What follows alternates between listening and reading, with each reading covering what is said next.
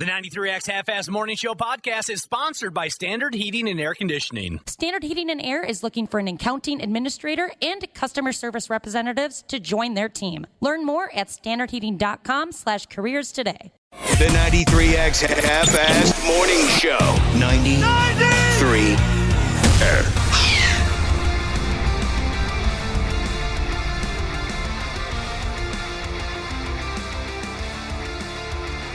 Man, Cubby. There you are, and I guess we're about ready to give her hell here on a Wednesday broadcast of the 93X Half-Ass Morning Show. How you feeling over there, son? Doing all right. You're a sight for sore eyes. What's that supposed to mean? What do you mean? What's it supposed to mean? Well, I mean, did you have a terribly long day or something? I know I'm good looking. Oh, no. I know that you enjoy seeing me every morning, but I thought maybe you went through some kind of trauma yesterday. Well, I was bummed out, obviously, to read about John Amos passing away. That was tough. I loved Good Times growing up. That guy was, I don't know, like a surrogate father in some ways. Isn't that something? He reminded me a lot of my dad, and just hot-tempered, hard worker. Isn't that something? I heard the news last night. John Amos, legendary for his role of James Evans Sr. on the sitcom Good Times. Hilarious in the 70s. Coming to America. Oh, so Coming to America? Yeah. Right. And just a really likable, talented guy. I heard about it last night, and I had forgotten all about it up until you just said it right stinking now. That also, wow, this has been an incredible week. I know. Well, we were saying it comes in threes, right? Mm-hmm. Yep. But now we're up to like 6 or 7. Well, yesterday we announced 2, or I shouldn't say we announced, but we talked about 2 in Pete Rose and Dikembe Mutombo, and then today we got John Amos. Well, yeah, but And then, what was it? Friday, Professor McGonagall died. I don't know Harry what Potter. Maggie Smith. Yeah, that was like a last week thing. Okay, is that we're not That was counting so last because earlier this week we talked about John Ashton, the character actor from Beverly Hills Cop and Midnight Run. Who else were we talking Chris about? Christopherson. Chris Christopherson. Was that also a last week thing? Well, I don't know. Yeah, I think it was. I can't be sure. It seems to me that we're up to like 5 or 6. Hell, I don't know. I know the theory is that death comes in threes, but it seems like this week we've broken that record. John Amos, I echo exactly what you just said about him. He was kind of like a surrogate father to me as well. That show, like I said, it just meant so much to me. Every character on there was great in their own way. Yeah. There was something about his role as the father on Good Times that was, I mean, we were little kids watching this program. You have to understand, if you're a young person and maybe you've seen a rerun or two of Good Times, you're not terribly familiar. I was a little damn kid while watching this show, and there was something about his presence on that show that felt almost as fatherly as my real father did. Yeah, it was just like my dad. I mean, basically, they were so similar in so many ways. Yeah, same here. I could say the same thing. So I was very sad to learn that last night. And I also, I just thought the world of that program when I was a child. Now, I still watch the reruns. I do, almost daily. I don't know what channel it is that I find on my television where I can watch old reruns of Good Times. But it's interesting, isn't it? Watching it as adult, I mean, some of that program is really bad. Some of the acting is really bad. I love Jimmy Walker, but son of a bitch, that dude could not act. No, you don't realize it until you're older, right? And I'm sorry if this is bad timing. I'm certainly not trying to disparage, John Amos, we just got done establishing, was a father figure for Josh and I, and we loved watching the show, and I still watch it. So, I mean, I hope you don't think that I'm being cold or something here, but I think, now that I'm thinking back, John Amos, I believe, left that show because he just didn't think it was really quality stuff anymore. Well, he was fired for didn't think it reflected a black family, Right. what a real black family would be. So he got into so many fights with the writers that they said, "Okay, dude, you're gone." And it was so silly at times. We've had these conversations on and off about our favorite movies from way back when. You watch them as an adult and you go, Jesus balls, what the hell was I drawn to this for? When I watch reruns of Good Times today, especially Jimmy Walker, my damn, the director couldn't have said, cut, let's do that again. You know what I mean? Because he just was not much of a, but, I don't want to make it seem like that show wasn't very important to me when I was a kid, because it was. I loved it.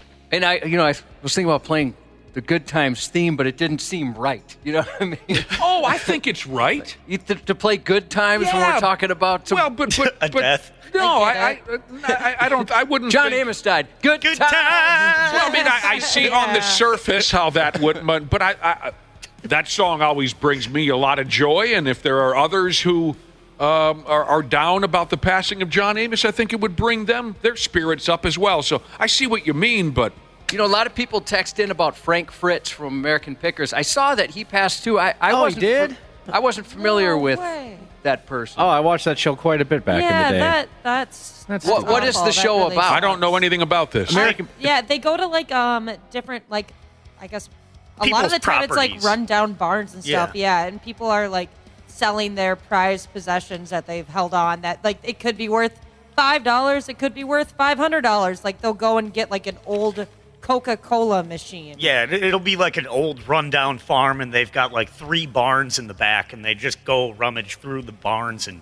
pick out antiques. Oh, that's a bummer. Poor Frank. Okay, so this was a character from this was a reality show? Yes. Him and his buddy, they would drive around in this big old van and, like Walpole and Ashley said, rummage through old barns and stuff on people's properties, find old motorcycles and things like that, and restore them. Yeah, all right. Like giant, what was it? The dinosaur gas station signs and stuff. Yeah. We scared some people, Josh. Somebody thought when we were talking about the death of John Amos that we were talking about the death of John Stamos. Oh, no. Yeah, no. As far as we know, John Stamos is still... handsome and alive. Yep.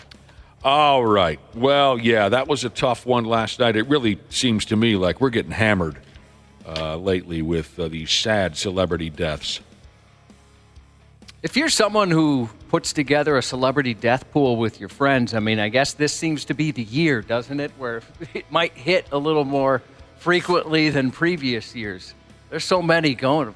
Although, during the pandemic, it seemed like we lost quite a few, too. Even on those death pool things, it'd be tough to... John Amos is going to die. Yeah. It'd be so hard to hit that. You know what I mean? Meaning you just wouldn't think about it? Yeah, like everyone has Keith Richards or Ozzy Osbourne, like those people. Yeah, that gets tired. Yeah, but I would never... what's funny? I would never guess Pete Rose, Yeah. There's so many... anytime you read one of these celebrity deaths, people always say, you better check on Keith Richards. It's always Keith Richards.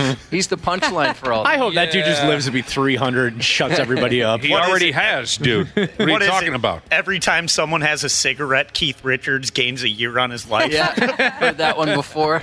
He already has reached 300. All right, you Halloween junkies got me aggravated already. Where are we here? October 2nd? Yeah. Still too early to bust out the decorations and all that. It's still too early for that. Like I said, someone in my neighborhood broke out the Halloween yard garbage 2 weeks ago. Okay? Here's where I'm going with this. I was looking around the godless internet this morning, and I saw something Halloween related that really got me aggravated. It was a series of pictures. And you got to know a little bit of my background to maybe fully understand why this pissed me off. It was a series of pictures titled Ottertober.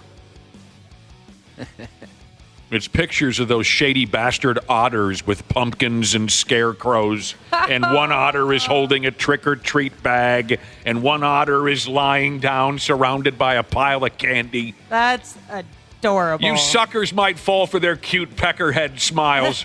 Not me. Yeah, you hate otters. Shady-ass otters. Do you think if you had a little bit of exposure throughout the year, maybe it would make this go away, this hatred? For example, if I bought you one of these calendars and every month there's a theme.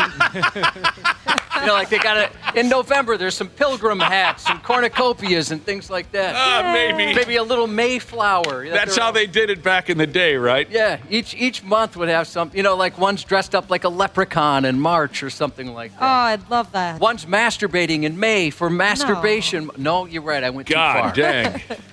Shady ass, no good, smiling little bastard otters, looking all cute with a can of what do they call that stuff again? Pumpkin spice coffee. What is that stuff that everyone pumpkin spice? Yeah. Pumpkin latte. Spice latte. Latte. That's it. Yeah. Why does Halloween get a whole month? Like Thanksgiving only gets like maybe 2 days. 4th of July only has 1 day. Wapple, Christmas has 2-3 months. Yeah. Right. Yeah. Because Halloween's cool. It's just I love Easter Halloween. has that's a day. basically it. Yeah. Which one are you saying deserves more attention? I would say 4th of July. Independence Day is what it's actually called, Wapple. Yeah. I think that one deserves more respect.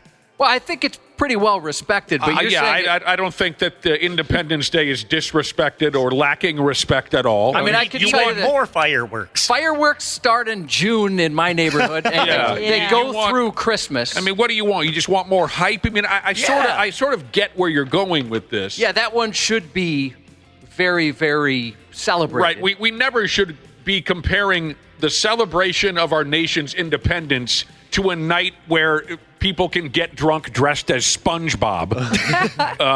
Yeah, if there was a vote, I don't think people would vote out Independence Day in favor of Halloween. No, I can't explain it to you, Wapple. I don't know. There are certain holidays that people just go wildly overboard with, and others that go by in a flash. I don't know.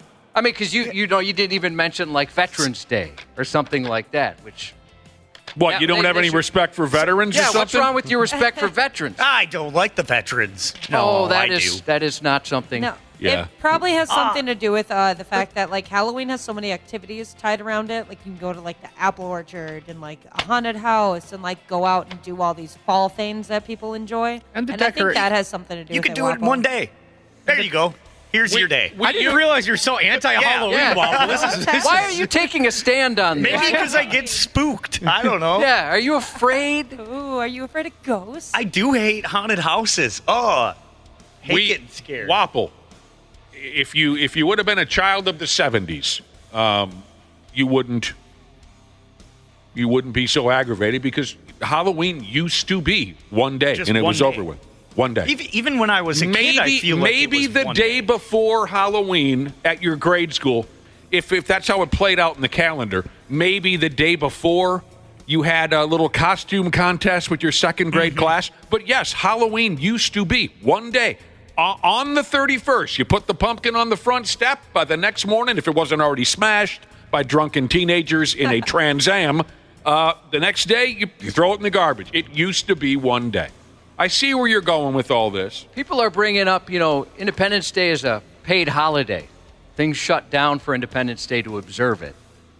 Yeah, they don't do that on Halloween. Well, we should have a week of doing that. Oh, Because it's all shut down. We get paid for it. I like that. So now you're looking for paid vacation versus the respect the day deserves, or like a Veterans Day deserves. You were kind of headed for something, and now you're just out of control. I don't know what you're doing or where you're trying to go with this. You were patriotic, then you went after vets. You wanted to pay But yeah. But yeah, nobody's going to disagree that it is kind of crazy how quickly, Halloween. I mean, you could buy Halloween stuff, last month or maybe into August even. You can barely even find the stuff for back to school. It's all hidden behind the Halloween section. And then, Christmas stuff is already out. It is. Yeah, I saw that when I was at Home Goods, but that made me very excited. I love an excuse to just buy more decorations. And I think I can explain, Wapple. You mentioned Thanksgiving. Of course, there's actual history behind the holiday, as everybody knows. But here's why Thanksgiving doesn't cause 21-year-old girls to run naked and drunk down the street like Halloween does, okay? Thanksgiving, if you set aside the real meaning behind it, what does Thanksgiving involve? Dinner with your family. Yeah. Who wants to hype that for a month ahead of time, right? Well, if you go back to Halloween even further, it was pretty much the same thing because you got it off so you could help your family in the farms. It was Harvest Day. Okay. But Yeah, this. You know what? We got to get you off that night shift. I suppose you missed my point completely. Today, Halloween doesn't have anything to do with farming or nobody thinks about that today. No, Maybe that's the. So you want us to more focus on the family? Yeah. Will you stop? Were you sniffing glue in the parking lot? My point was this: in 2024, Halloween doesn't have anything to do with what you mentioned. But in 2024, Thanksgiving still really just means dinner with your family. Well, they always talk about it's one of the biggest drinking holidays, right? That right before when people are coming home, they get together with folks they haven't seen in a while, go out to the bar and get absolutely man, I hammered. used to work. That's like a reunion right there. It used to be. When you're younger, it is. I used to work every night before Thanksgiving, a bar gig. And boy, did I see some things. I bet. Fun. Had a bar gig night before Thanksgiving. Sometimes, way back in the day, I would work on the night before Thanksgiving at a bar gig for the radio station. And then also on Thanksgiving night. So I'd go have that boring dinner with my family. And I'd have to limit my beer drinking because I got to go to Andover or something at 9 o'clock on Thanksgiving night. And the parties were just... It was the night before Thanksgiving, Josh, where that gal tried to bite my nipple off. Oh, is that right? Yeah. Some of the worst pain I've ever felt. Okay, I didn't know that was associated in some way. That was a night before Thanksgiving where a young gal lifted up my T-shirt when I wasn't looking and took the biggest bite right out of my little sensitive yet submissive nipple. That's when you not go right. around the dinner table and everybody says what they're thankful for, I'm going to be thankful that nipple didn't come right off your chest. Yeah. Oh! I'll say that one this year. I ain't kidding you. I literally made this sound when it happened. Ah! You can't help it. When someone attempts to bite your nipple off, I don't care who you are, you can't help but make that noise. Well, I'd say it was probably, just 70% shock, 30% pain. I mean, just the... You're exactly right. There's probably some confusion in there as well. You're exactly... Oh, God, absolutely. You mixed in all of the elements. Confusion, pain, surprise. This was because I wished a girl a happy birthday. And then the way I wished it to her, you know how you chicks operate, don't you, Ashley? Yep. There's a fine line. It's a touchy situation. Some women, they want to be recognized as young. Others, that's the last thing they want to hear. Mm-hmm. Some of them, if you recognize them as young, what they hear is you're calling them a kid. You're calling them immature. Yeah, for that changed at like 25. Okay, it depends on the gal. Others, if you recognize them as, oh, you're all grown up now, or oh, you're up to 25 years old now, then they imagine in their heads that you're calling them old. So if I remember correctly, I walk into this bar gig night before Thanksgiving, and I knew this gal a little bit. We drank together at this bar gig a lot. Nice enough gal. She was a little tuned up. I recognized that right when I walked in. She was a little extra tuned up. And she said, "Did you know it's my birthday?" And if I'm remembering correct, I said, "Oh, happy birthday. How old are you? What are you up to now?" And I think she said 22.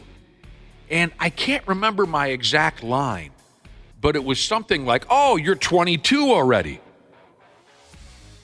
And in her mind, that was me telling her that she was old. Oh my gosh. But like, you're 22. That would make, And that's when my T-shirt went up. And I remember thinking, when she pulled my T-shirt upwards, I thought, oh, yeah. business is picking up around here. Still got it. And then Did she ever apologize? No. Really? Nothing? No. Was she like somebody, if you were looking around the bar, people you're somewhat familiar with, you'd go, oh, yeah, she's a nipple biter. Yes. Okay, so you would have known. Maybe I should have known. I had never heard this before. The day before Thanksgiving is called Skanksgiving. Because of everybody. Oh, yeah, I've heard that. You've heard that before? Yeah. Boy, those were the days. I think I'm way past the Skanksgiving. I don't think I'll ever have another Skanksgiving. No, probably not. No, just one more for old time's sake, Josh? Nope. He's never going to have another Skanksgiving. Never once. You just never know when it's your last time with something. You just embrace every day. My first time was my last time. I got way too drunk the one time I went out the night before Thanksgiving. Like, to the point where I just, like, vowed to, like, never go to that bar again. Never drink hang out again. with, like, that group of people again, which I've kept my word. Oh, it was the bar and the other people's fault? I was like, this isn't, because it was just a bunch of people from high school, and it just, everything got carried away so fast. So it's like, yeah, we can't do this anymore. This is bad. People are bringing up the extension of Thanksgiving. So you got Thursday and Friday, usually, right? Those would be, at least one of them's paid, if not both of them are paid. Yep. And then they mentioned you throw in Black Friday, Cyber Monday. I forget, what do they call Saturday? Small Business Saturday? Yep. Is that what it is? Small Business Saturday. So they extend it as far as shopping goes. But that's all, I always forget that nowadays it's all about shopping. Yeah. Yep. Just the way the Pilgrims intended. My wife and God. stepdaughter specifically, they love it. It's like a tradition. There are people Do they still go out in the middle of the night and everything? Absolutely. I mean, that's what the fun is for them, right? Yep, exactly. That kind of, not so much just buying some stuff that's primarily garbage, really cheap stuff. It's more just kind of the. Oh, I need to go get doing that. a Shrek 2 DVD for $3. The tradition of it. Yeah, it feels cool being out shopping at that time. I get it.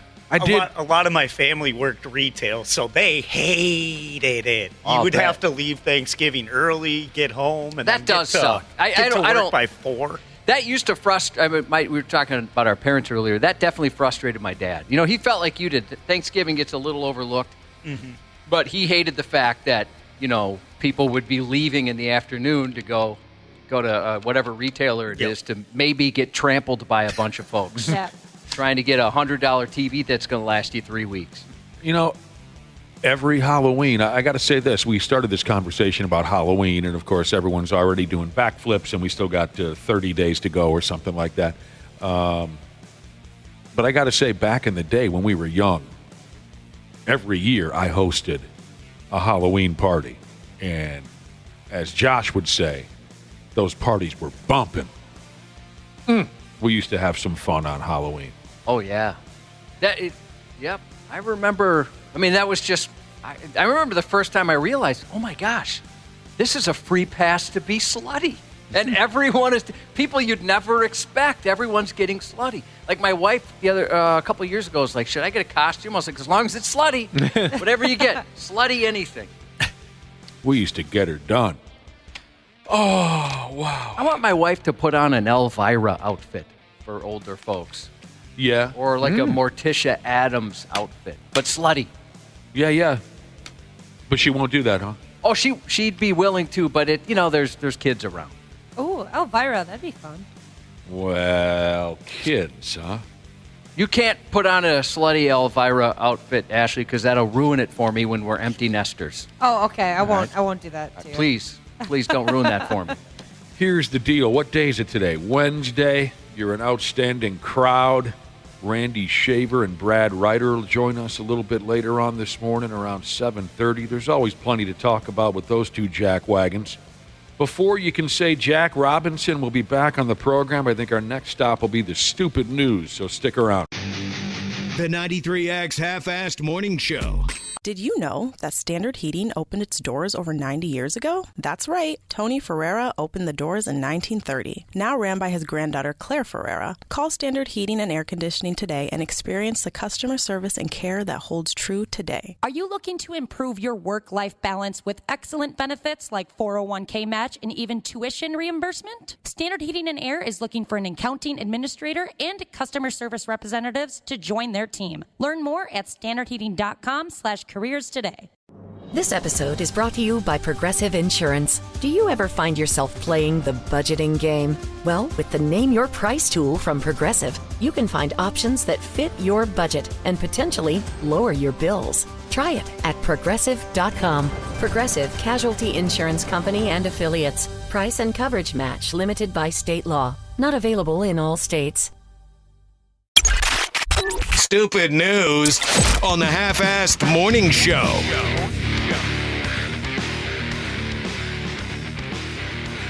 Yeah, we were talking holidays a little earlier on this morning, weren't we, Josh? Were you here when we were talking about holidays? Yeah, it got weird. Halloween is coming up. All you Halloween dorks are already bothering everybody with your yard decorations. We said Thanksgiving this, Independence Day that. Talking about holidays, here's Copenhagen long-cut pipe layer Jesus. He said he doesn't drink on Halloween. But on Thanksgiving, woo, boy, do I get hammered just so I can deal with my family, he says. Sometimes that's the only way to get through it. Yeah, we all hate our families, too. A text came in here from a listener by the name of Number One White Boy. He says the holiday that needs more attention, because that was part of our conversation, Halloween gets too much. What about the 4th of Independent Christmas? Number One White Boy, he says the holiday that needs more attention is Alien Abduction Day. Do any of you guys know about that one? No. I've never even celebrated. I don't celebrate. Wasn't that like the subject of Independence Day, the movie? Didn't they kind of tie those two together? Is there a different Alien Abduction Day? Yeah, it looks like it's March 20th. Yeah. I know nothing about it. All right, well, dude, give us a heads up. Come March, we'll pay more attention to Alien Abduction Day. It's actually International Alien Abduction Day. Whoa. It means business. Wow, the whole Earth gets together on that day. We put aside our differences and we celebrate getting abducted by aliens. Yeah, there's a few people that looks like that are convinced that's what happened. I was telling you earlier that although I think the Halloween hype has gotten out of control, when I was a younger man, I threw some mental Halloween parties every year. Got to the point where I couldn't do it at the house anymore. We'd have to rent a Legion Hall, you know what I mean? So many people would show up. It was a good time. When we had the house parties, it was really wild. We ended up swapping partners and like some group stuff happened and whatnot. But anyway, my brother showed up at one of these Halloween parties. I waited for him to leave until we got into the group stuff. That'd be weird, right? Yeah.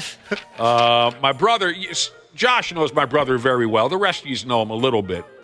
But I hope you understand. My brother showed up to one of these Halloween parties.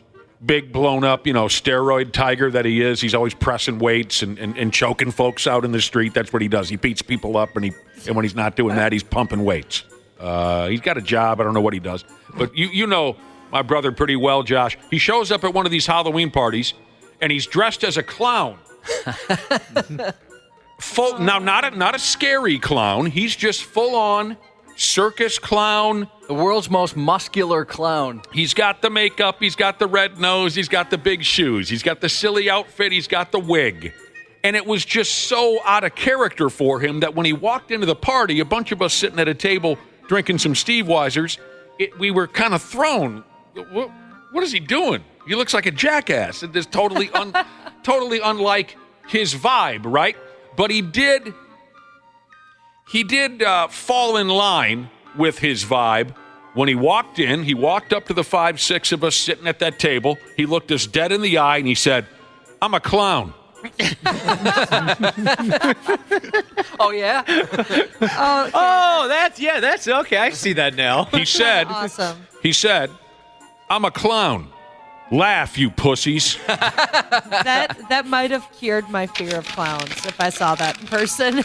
I forget, was that you or a buddy of yours that went to a Halloween party dressed up as like some sort of vagrant and sat in a corner and played like played an upside down bucket or something? That was me. That was you? That was me. What did you And like you never broke you're like Daniel Day-Lewis. You were a method actor? Yes. Now, I completely ripped this off from a friend of mine. This friend of mine is the all-timer when it comes to Halloween costumes. And again, I'm going back to these house parties that we had when we were young. This one pal of mine was so good at disguising himself. There were times, I've known this sumbitch since we were little kids.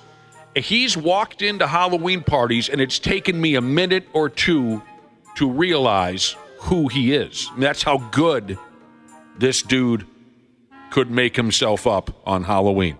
And one year, he went as like this silent, oddball, vagrant character who just, like the kind of guy you might see sitting outside a Target center, drumming on a bucket or that type of character. You following what I'm saying here? Uh-huh. Mm-hmm. I totally ripped that character off and went as that character for a Halloween party. And I know you're not used to hearing this kind of thing, Josh, but I'm gonna dump a little credit upon myself. Finally. I had people so fooled when I mimicked my buddy's style with the hair and a fake beard and a horrible looking outfit. I was so incognito with it that when I walked into this party, they thought that I was a street vagrant that had wandered in, and they were a second away from calling the police. That's awesome. Did anyone know, or did you tell anyone? One person. Okay. One person. I stayed in character for the entire 5-6 hour long beer party, sitting on the floor in the corner of the basement. I had a bag full of random items, porn, some random snacks. I mean, just oddball. I did not say a word to anybody throughout the entire party. I stayed in character. I only communicated with nods of my head or shakes of my head. Anyway, I still get comments on that. I went all out. Oh, I wish I could see how you were dressed. It's been a while since I've been in costume, but I want to do it again. Weren't you a stormtrooper once? Yeah, I did that for a broadcast we had. That was fun. That was also terrible if you have to pee. Oh, I bet. That was getting that cod piece off. A little bit of effort. And you look like a fool standing at a urinal when you're dressed as a stormtrooper, I can tell you that much. Weren't you a badass Legolas, too? I did that once. A lot of times, now that I think about it, the majority of my costumes have been to aggravate Nick over the years, or to provoke a reaction. Like this year, I thought about going as either Skibbity Toilet or the Haktua Girl, one of the two, just to make people. I don't know what Skibbity Toilet means, but if you go as the Haktua Girl, we're gonna have problems. Yeah, see, I thought that'd be kind of fun. If you really want to piss me off, go as one of those friggin' Kelseys. I don't even know if I could do that. Well, I like Jason Kelsey, but I couldn't do a Travis Kelsey. You could go as Shorzy. He would never recognize I never saw it. I know that people talk about it, but I wouldn't know Shorzy if he was pumping me. So you better not be Shorzy up there. I'm getting pumped right now. It better not be Shorzy. Skibbity Toilet would be good because I'd embarrass my kid. He would hate that if I was Skibbity Toilet. Is that a person? It's not a person, but there's like a dude that sticks his head out of the toilet, right? Oh. I don't know if animation's the right word, but you shouldn't have told me that. Sounds like an easy costume. You shouldn't have told me that you planned on pissing me off this year. Well, you'll still surprise me. It's a month away, But I understood the humor, when he showed up at my Halloween party dressed as, what was the character again? Legolas. Yeah, I mean, you didn't even look like yourself. That was a wonderfully put together costume. Sure, I had to ask, who were you supposed to be? But then when he showed me, Josh, a picture of the character from the movies, it was like, look, Josh and that character were like they were looking in a mirror. You really knocked that one out of the park. Really. That was fun. I thought it was a stretch that maybe you wouldn't know who it was, but I thought when you recognized I came in there looking, like an elf. I knew it. You would have been like, oh, my God, you're not invited to my party anymore. I mean, I could tell it was someone from Harry Potter, or what's the other series again, Lord of the Rings or whatever. Yep, that's what it was. I could tell you were carrying a sword. I mean, at least I could guess that much, but you had to show me the picture, and when you did, I mean, wow. That is so sweet. And again, back to my buddy who was so skilled at disguising himself on Halloween that even his closest friends like myself could not make out who he was for a good 2 minutes. This is the same guy who, I've told you the story before, who came to my door on a winter night, dark night, came to my door wondering if I wanted to buy some firewood. He had glasses on and a fake beard, and we almost shot him and beat him to death with a hockey stick because we didn't know who he was. I mean, this dude, I'm telling you, he should have went to Hollywood. Furt and Squirt Jesus said I should go as Up Dog. You're going to have to get back to me. What's Up Dog? Get back to us on that. I don't know what he means by that either. Someone else says that I looked like an idiot at a urinal dressed as a stormtrooper because they're notorious for bad aim. Maybe I should have went full character and just peed all over the place. Yeah. Oh, that's genius. I was at the theaters recently when the new Wolverine and Deadpool movie came out, and there was a guy in a full Wolverine costume. Really cool. Looked really awesome. But he was having a hard time in the bathroom because he had the full-on claws and everything. Oh. And trying to unzip that thing in full claws to take a leak at the urinal, he suddenly didn't look so cool. One that I've always thought would be cool, but probably too much work or too expensive to rent if they have them. The Transformers. Oh, yeah. Those, when they have one that looks pretty legit, those costumes are really cool. I like when the dads even make the cardboard ones for the kids, and then the kids transform down into a car. Yes, I love those videos. I think that's what Josh is talking about. And I thought you were talking legit. Sorry. Well, either way, yeah. I still enjoy the inflatable T-Rex costume. There's a kid every year that goes as it, and I love it. Those will always be fun. Yeah. All right, let's get her done here. We've got stupid news to cover. And I got a question for you married fellas. Got a question for your punk asses. Have you ever come home and caught the wife doing something outrageous? Have you caught the wife in the act doing something god-awful? I have not. Doesn't matter what it is. We're what's our text number? 651-989-9393. Text us. What did you catch the wife doing? We want to hear your stories, but also I'm curious if anyone can top this. Again, 651-989-9393. Any of you married fellers, have you come home and caught the wife doing something? The story that you don't have to top it, but I'm curious if anyone... It'd be tough to, I think. It'd be tough to, but I'm curious if anyone could. A guy came home one day and caught his wife breastfeeding a chimpanzee. I can top that now that I think about it. Wouldn't you think all right, I'm being set up here. There's no way my wife is breastfeeding a chimpanzee. I would think that I had absolutely lost my mind. Entered the twilight zone. I was having some kind of a nervous breakdown. Now, to be fair, this feller here that I'm talking about, he wasn't totally shocked. Unlike a couple of you boys who might be texting in right now because you caught the old lady doming out a neighbor or whatever. This here dode I was telling you about, he did more or less know what he was getting himself into because he went ahead and married a lady that raises chimps, monkeys, whatever. Okay? Yeah. Still, you would think maybe she'd just pump, right? Here's a bottle for you, pal. Yeah, that would probably be the safer option. I imagine that would be scary to do. He married a lady who raises chimps, but still, it backpedaled him a little bit to see a chimp hanging from one of his wife's cans. Now, this lady with the chimp hanging off of her name is Pamela Rosary. She's featured in a new docu-series on television about people who love those chimps. I think the show, as wildly unoriginal as it is, I think the show is called Chimp Crazy. Man, that's weak. Very little effort involved there, Josh. Yeah, they didn't go too far on that. What about Chimps Ahoy? I don't know.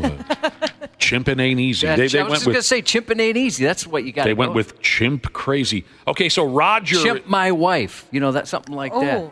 Chimp My Wife.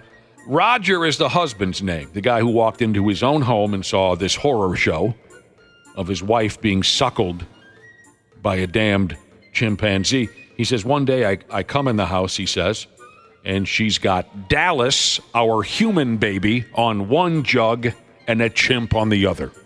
She's got them both out. Double-barreled, huh? Somehow. This was years ago, by the way. The little kid, Dallas, a girl, she is a grown person now. And that grown person says about that chimp that was tag teaming with her on her mother's breast, Dallas says, we were like brother and sister. Wife Plowing Jesus wants to know where she's located because he's going to put on his monkey costume. Oh. This little kid, who now is a grown person, Dallas, grew up with this chimp brother. And she says, as they were growing up together, she says, the moment that a boy would show that he liked me, my chimp brother would throw poop at him. That's what they do when they're angry. They throw poop. Did you guys know that? That's a little scary. When they're angry or when they're feeling any other emotion, they throw poop. Don't they, Josh? They do. They're known poop throwers and face ripper offers. Here's my poop. I believe, says here, the breastfeeding chimp, I think he went on to appear in movies and such over there in godless Hollywood. Now, another character featured on this here new television series, Chimp Crazy. By the way, I didn't ask. Has anyone watched Chimp Crazy? No, I've been meaning to because it looks weird. Okay. But I haven't got around to it yet. You've seen the advertisements? Yes. I haven't even seen the advertisements on Chimp Crazy. There's another lady on the program, and she is known as the, quote, Dolly Parton of chimpanzees. She goes by the name of Tanya something or another. I think it's just her blonde hair. It's just her blonde hairdo that got her the comparison to Dolly by damn. She's busty. That could be part of it, Oh, too. she got the heat. She cares for 7 apes at a place called the Missouri Primate Foundation. There's all kinds of dramatic this and that in the series. Chimp fights, chimp love, chimp death. You got to catch this show. Tanya, the Dolly Parton of chimpanzees, she's got 2 human kids. And this doesn't sound healthy for those kids to hear, but she admits that she loves the chimps more than her own children. Somebody should look into that. Want to know why she loves the chimps more than... She says, they don't break your heart. They'll be your friend for life. I'm sorry, but there's nothing like monkey love. It's so empowering. You become their mother. It's like your love for God. Take it easy, lady. Okay. As Nacho Libre said, take it easy. They could call it Chimps with a little I and little S, kind of like Chips, the old TV show we used to watch back in the day. However that theme went, it was an exciting theme song. This gal who loves her chimpanzees more than she loves her children, and she mentions God in there somewhere. She has weekly fights with the folks at PETA. This docuseries also gets into some of the high-profile and horrifying attacks involving chimpanzees, including the story from back in the year 2000+9. A story of a gal named Sharla Nash, who was interviewed on television by Oprah Winfrey after a chimp named Travis bit her face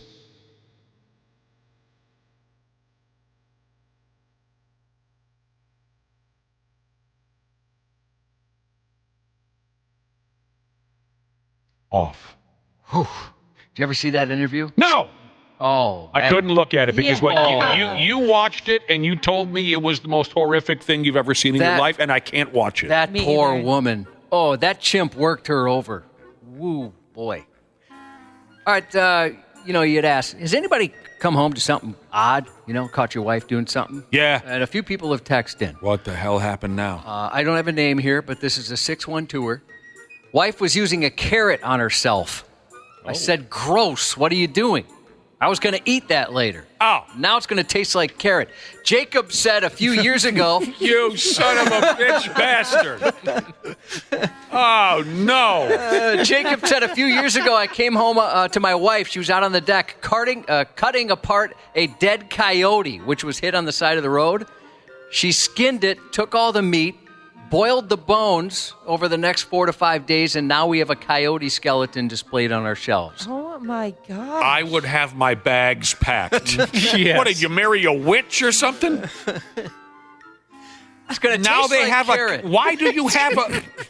That's a great joke. That is a great joke. Wait a minute. Now he has a coyote skeleton where? In their home. Why? I don't know. It's not like a dinosaur, like some rare finding. Your wife is insane. How about this one? She's insane. I don't like to, as Ashley would say, yuck someone's yum, but that I would have some questions. Hey, look, a coyote skeleton. So what? Electrical T. Jesus said his wife, he came home and saw her on her back, ankles over her head, taking pictures of the bee-hole for hemorrhoids. Oh, no. Oh, you can't. That's tough to unsee. And he bought that story? You think it was maybe for like an OnlyFans page or something? Yep. Ashley knows. Yep. I've used that lie before. Oh, I was taking a picture of my hemorrhoids. Oh, I've used that before. Oh.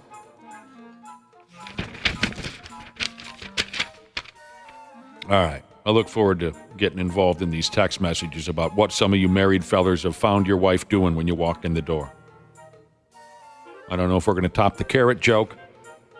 Probably not. But I'm still, Josh, I'm committed to checking all these text messages. You know I am. I know. 651-989-93. Oh, no, Cubby. What happened? A guy got terribly drunk in Hong Kong. Oh, he got drunk. He did. And on his walk home from the bar, the guy picked a fight. Yeah, we've all seen that kind of thing 100 times. Some of us have even been the dumb bastard who picked a friggin' fight when hammered because we were feeling fresh. Due to a fear of getting beat up, I've never been that guy. Even with, quote-unquote liquid courage. I don't get angry. I'm quite the opposite. I want everyone to know how I truly feel about them in a loving, with the people that I care about. You're not that type of guy when you get drunk. You don't look to scrap. A lot of us look to scrap, especially when we're young. This fight and that fight. My God, when we were living at St. Cloud, every couple of days we'd be walking home drunk and we'd have to get into a street fight with some other pack of drunks. And then sometimes they would come to the house the next day and everyone would have to fight again when they're all hungover. The sumbitches are back. Everybody wake up. They're back. Why? I had one. Because we were friggin' idiots. They're back. Yeah, it's like, it's 10 o'clock in the morning. What the hell are you guys doing here? Oh, you want to go again? Couldn't you have waited till 11? Yeah, we haven't even hit McDonald's yet. Yeah.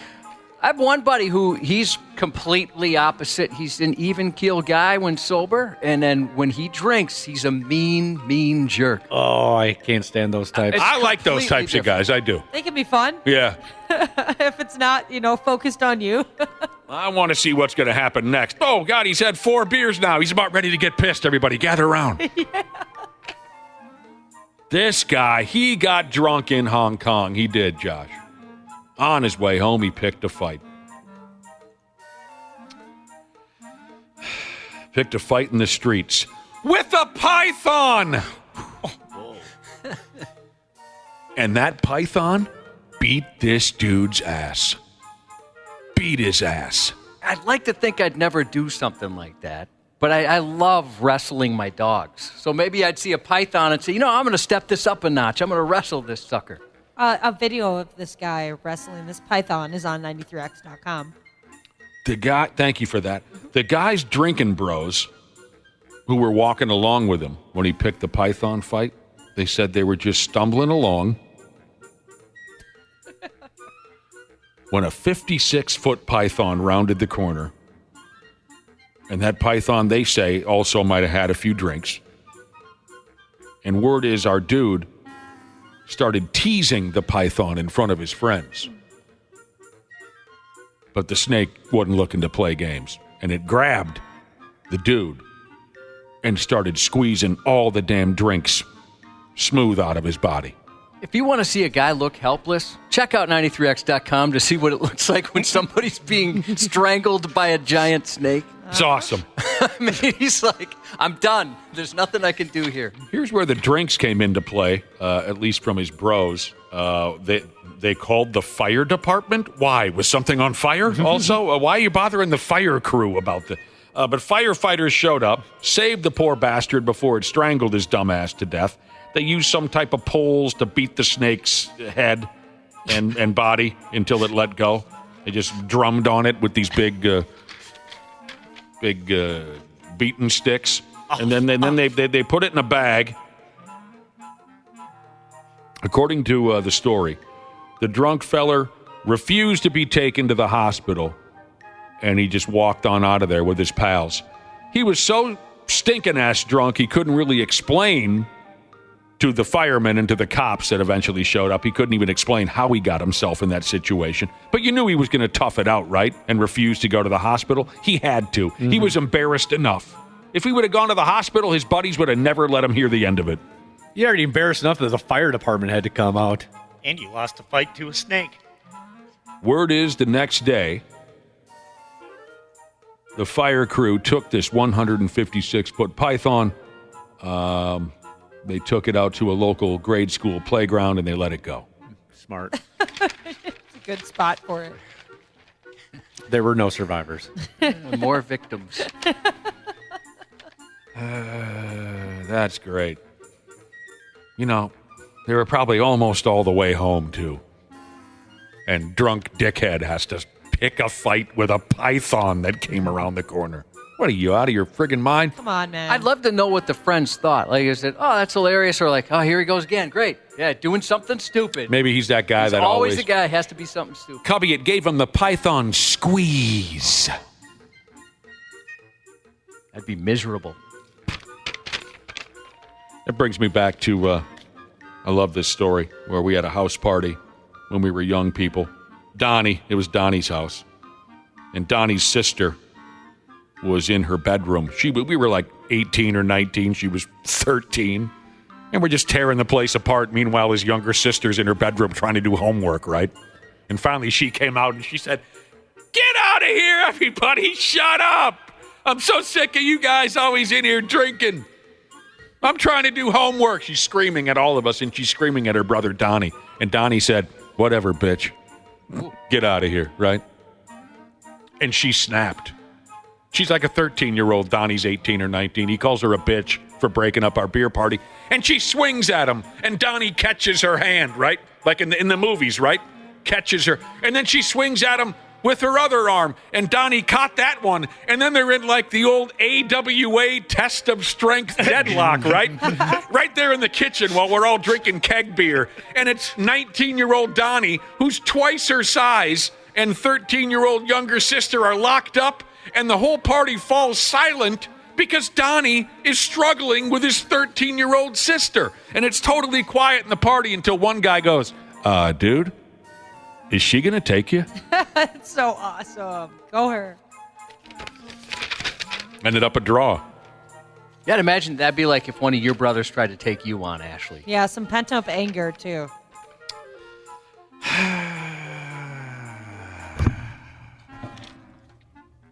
You want to hear about these folks who keep snakes as pets? I've known one. They're an interesting crowd. They usually have a lot of tattoos. They love acid rock and death metal. They wear elaborate beards and mustaches, kind of like the I work at a brewery type facial hair, only with more of a metal vibe. You know what I'm saying, John? Mm-hmm. If you show up and you're interviewing to work at a brewery and you're clean shaven, do they just laugh crumple up your resume and send you on your way? I think they just hose you down and throw you out. You know what? You're not what we're looking for, dude. No flannel, no beer. So I see you have years of experience in breweries, and you've brewed your own beer, but you do not appear to have an old-timey 1812 mustache. So what's the story here? Do you really want to work here or not? Maybe that's how they determine if you're lying. Now, okay, hold on a second. You've got experience brewing beer, no giant beard. I don't think so, buddy. Not going to work. I'm not falling for that. Well, it's kind of like, I bet if you go to a snake owners convention, right? And you walk in, you don't have any tattoos, and you have a clean-cut hairdo. They say, are you in the right place, dude? We all have got tattoos, and look at... But anyway, snake people. They're interesting. I'd never keep a snake in my house. But, there's all types out there.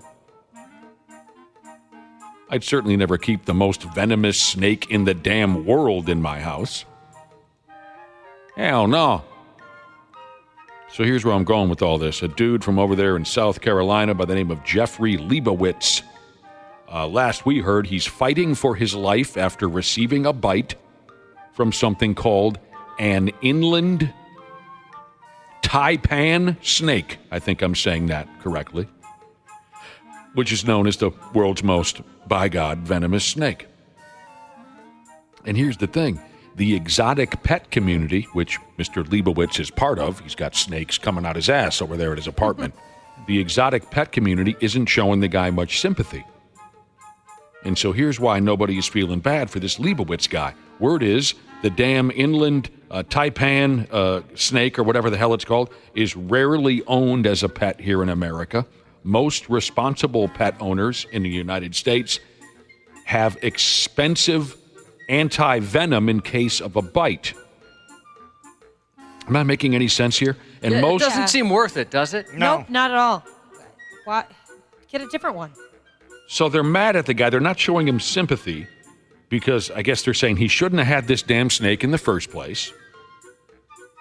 Most responsible exotic pet owners treat venomous snakes like this with the utmost respect and caution, and this Leibowitz apparently was not doing that. He's on videos being cute. Look, it's my snake. You see what I'm saying? Yep. That's got to be frustrating. You think like motorcyclists will get a bad rap from a few people being idiots, and everyone assumes all motorcyclists are like that. I could see if you're into this kind of thing, exotic snakes, and there's people out there, because, you're going to get folks that don't really know too much about it are going to think they're all idiots when it's just this one dude or a couple guys.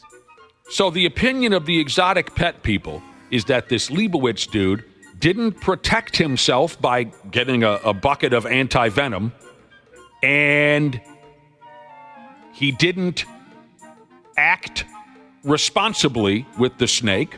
So they're saying, F him. The poor guy's on death's door, and he's getting nothing but backlash on snake lovers' social media. Maybe it's only fitting, Josh, that they're a cold-blooded crowd. Yeah,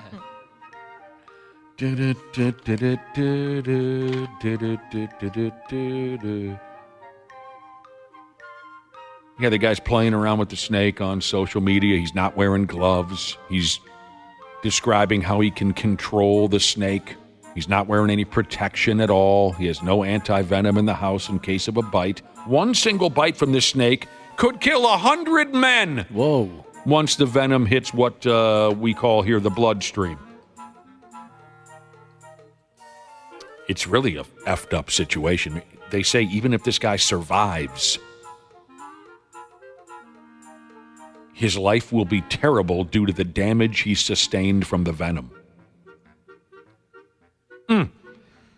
So, one of the solutions could be, rush him a bucket of the anti-venom. But I guess that stuff is incredibly expensive. It's very rare. There are zoos in the neighborhood where this guy got bit. There are zoos who say, hey, we'd like to help, but we've got our anti-venom bucket here that protects our zookeepers. We can't just bring it over to the hospital to save this one dude. What a spot this guy's put himself in. Dude, this stuff is extremely expensive. What are we talking? Between $8,000 and $40,000. Wow, that's a huge range. Yeah.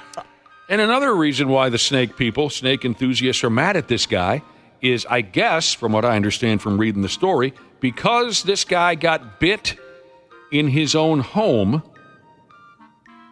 And then here comes the snake police, right?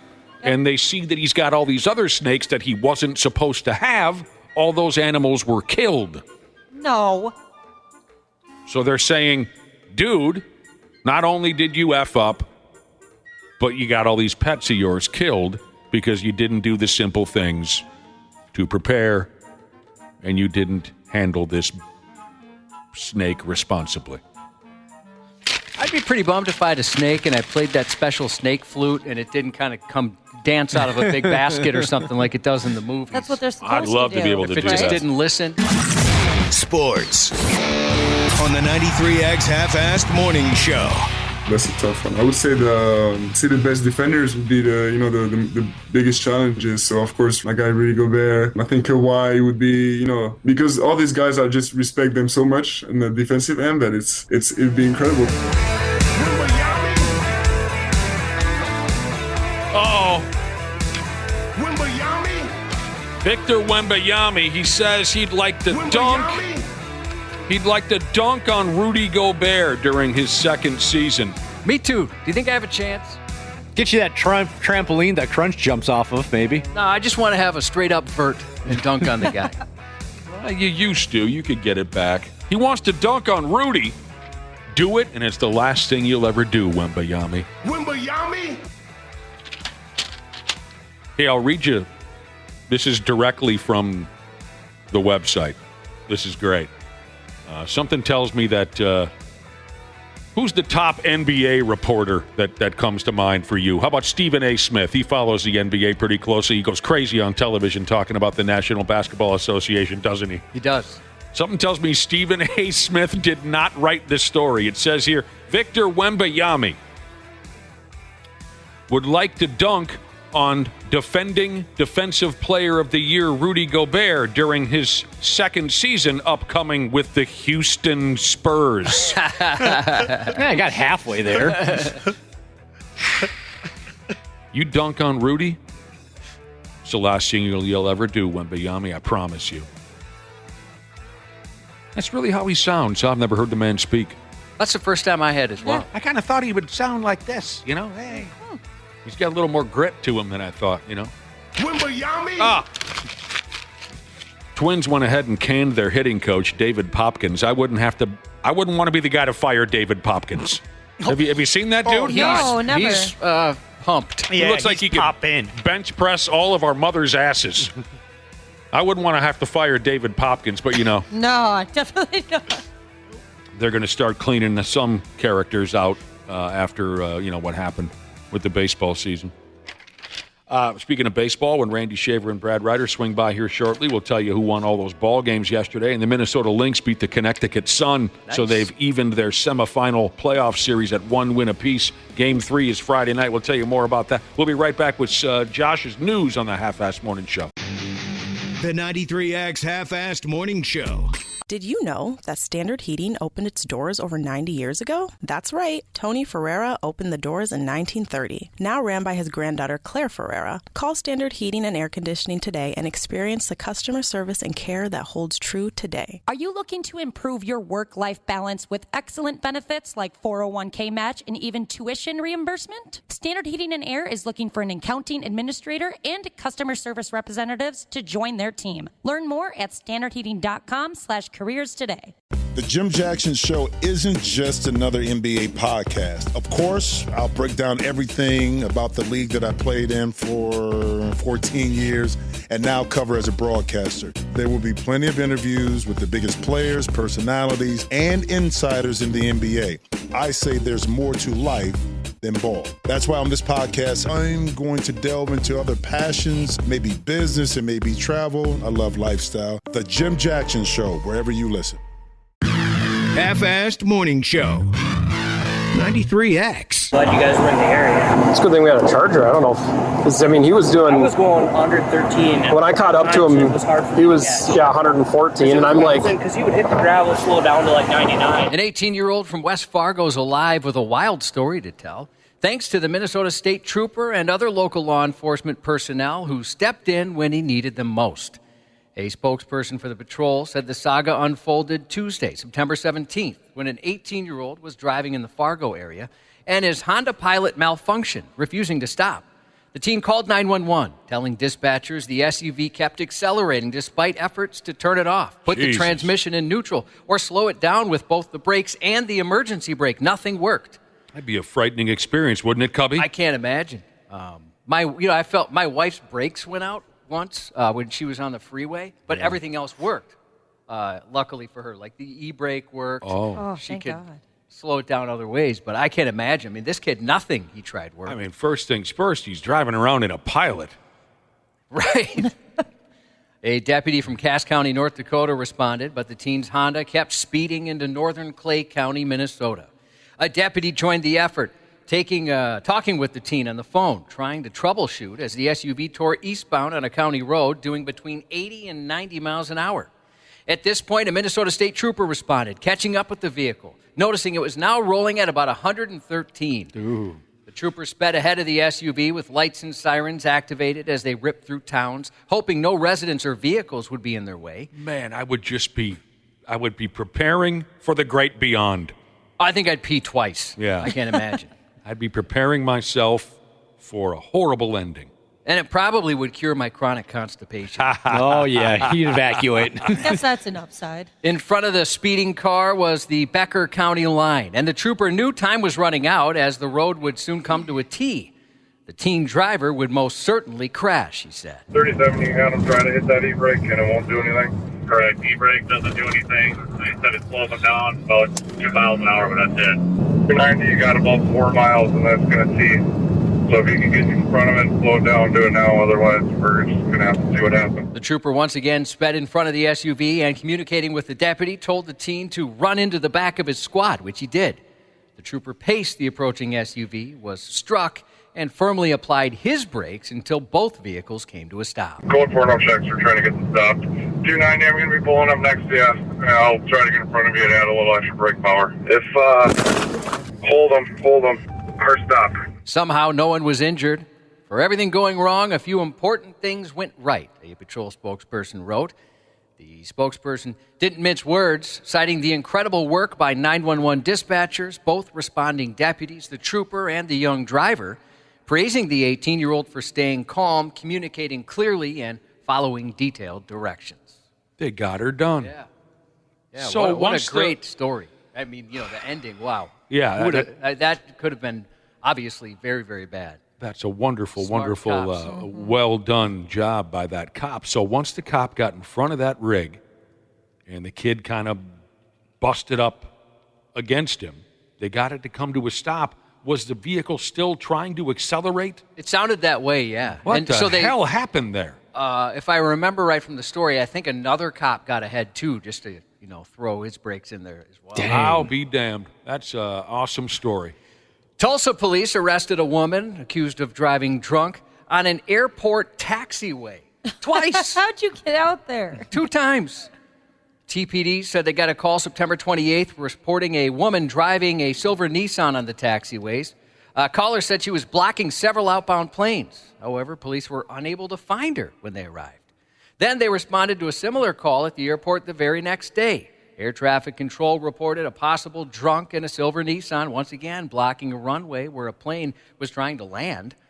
A pilot said he was taxiing his airplane when he came upon the Nissan, so he got out and tried to get the driver to move out the way. Going for no checks. We're trying to get them stopped. Pilot told police he saw an SUV, walked up to it, and smelled alcohol. So he reached in the SUV, took the keys, and called 911. Officers said they found 18 empty beer cans inside Bonnie Campbell's SUV, along with a cardboard box of Coors Light, an empty 6-pack container, and a garbage bag full of other beer cans. Well, let's not jump to conclusions. You're right. We are assuming a lot here. She might just be recycling, Are you saying that 2 days in a row this gal somehow was driving around the taxiway? Is that the same as the runway? I think so. Or where they're getting ready to, not the runway, right? Where they're getting ready to get on the runway? Yeah, they're kind of pulling them up. But she got out there 2 days in a row. 2 days in a row. Did you explain why? I'm sorry. They believe she was drunk. How? The word is how. It's a smaller airport, so I'm guessing maybe it's a little easier to get in there. All right. Yeah, not as locked down. Or she, that makes more sense. Parked in one of the hangars, hung out for the night, and then drove around again. Yeah, she just crashed overnight. A 55-year-old Monticello man's facing a criminal charge for reportedly driving while intoxicated and crashing into a postal worker. The crash happened Saturday in Otsego when the man drove a Toyota SUV into the driver's side of a United States Postal Service mail carrier. He told police he was coming from the golf course, was tired, and might have fallen asleep while driving. And then he remembered he had 3 alcoholic drinks while golfing. Alcoholic drinks, you say? Get you. A breath test later showed he had alcohol concentration in his blood at .147. The golf course that I like to go to, that I frequent often, is over there. I wonder if he left that golf course. Maybe you let that guy play through. Yeah. You're too drunk. Go through. Yeah, he bummed me a beer, too. That's how do you do that, Ashley? What do you mean? Pick a favorite golf course. I could never do that. I just love them all so much. Josh, I'm not trying to start trouble, but the other day my mailman swung by. You know how they do, right? Yep. Mm-hmm. I waved my ass off, and he gave me nothing in return. Oh, really? Why? Nothing. Rude. You know what? I don't know if my mailman, Craig, if he'd go from Egan all the way to Wayzata or not, but he's awesome. That's the guy you want. You want Craig to live in your mail. When Craig goes by, do you ever go, there go Craig? All the time. Yeah.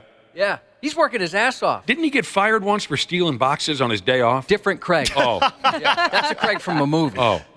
A Washington state trooper stopped a 42-year-old driver in the HOV lane when their passenger, quote unquote, turned out to be the seatback, dressed in a plaid shirt like Jonathan Scott from the Property Brothers. When you go to that extent, it's a little bit crazy, isn't it? And it's not fair on other drivers who are doing the right thing. It's not fair to everybody else. It's wrong. There's a lot of people I see all the time on the HOV that there's no passenger. A police spokesperson said on social media the driver was stopped during the morning commute earlier this week on a northbound interstate. They shared a photo showing the driver had dressed the passenger seat in a large plaid shirt in an attempt to make it seem like they had a person with them in the carpool lane. I would have to give that motorist a little bit of credit for ingenuity. Reminder, a seat dressed up like a human still doesn't count for HOV, police wrote. Drivers there have been busted in similar schemes before. One of the most infamous was a guy stopped on that same road last October when their passenger, quote unquote, was a creepy clown Halloween dummy.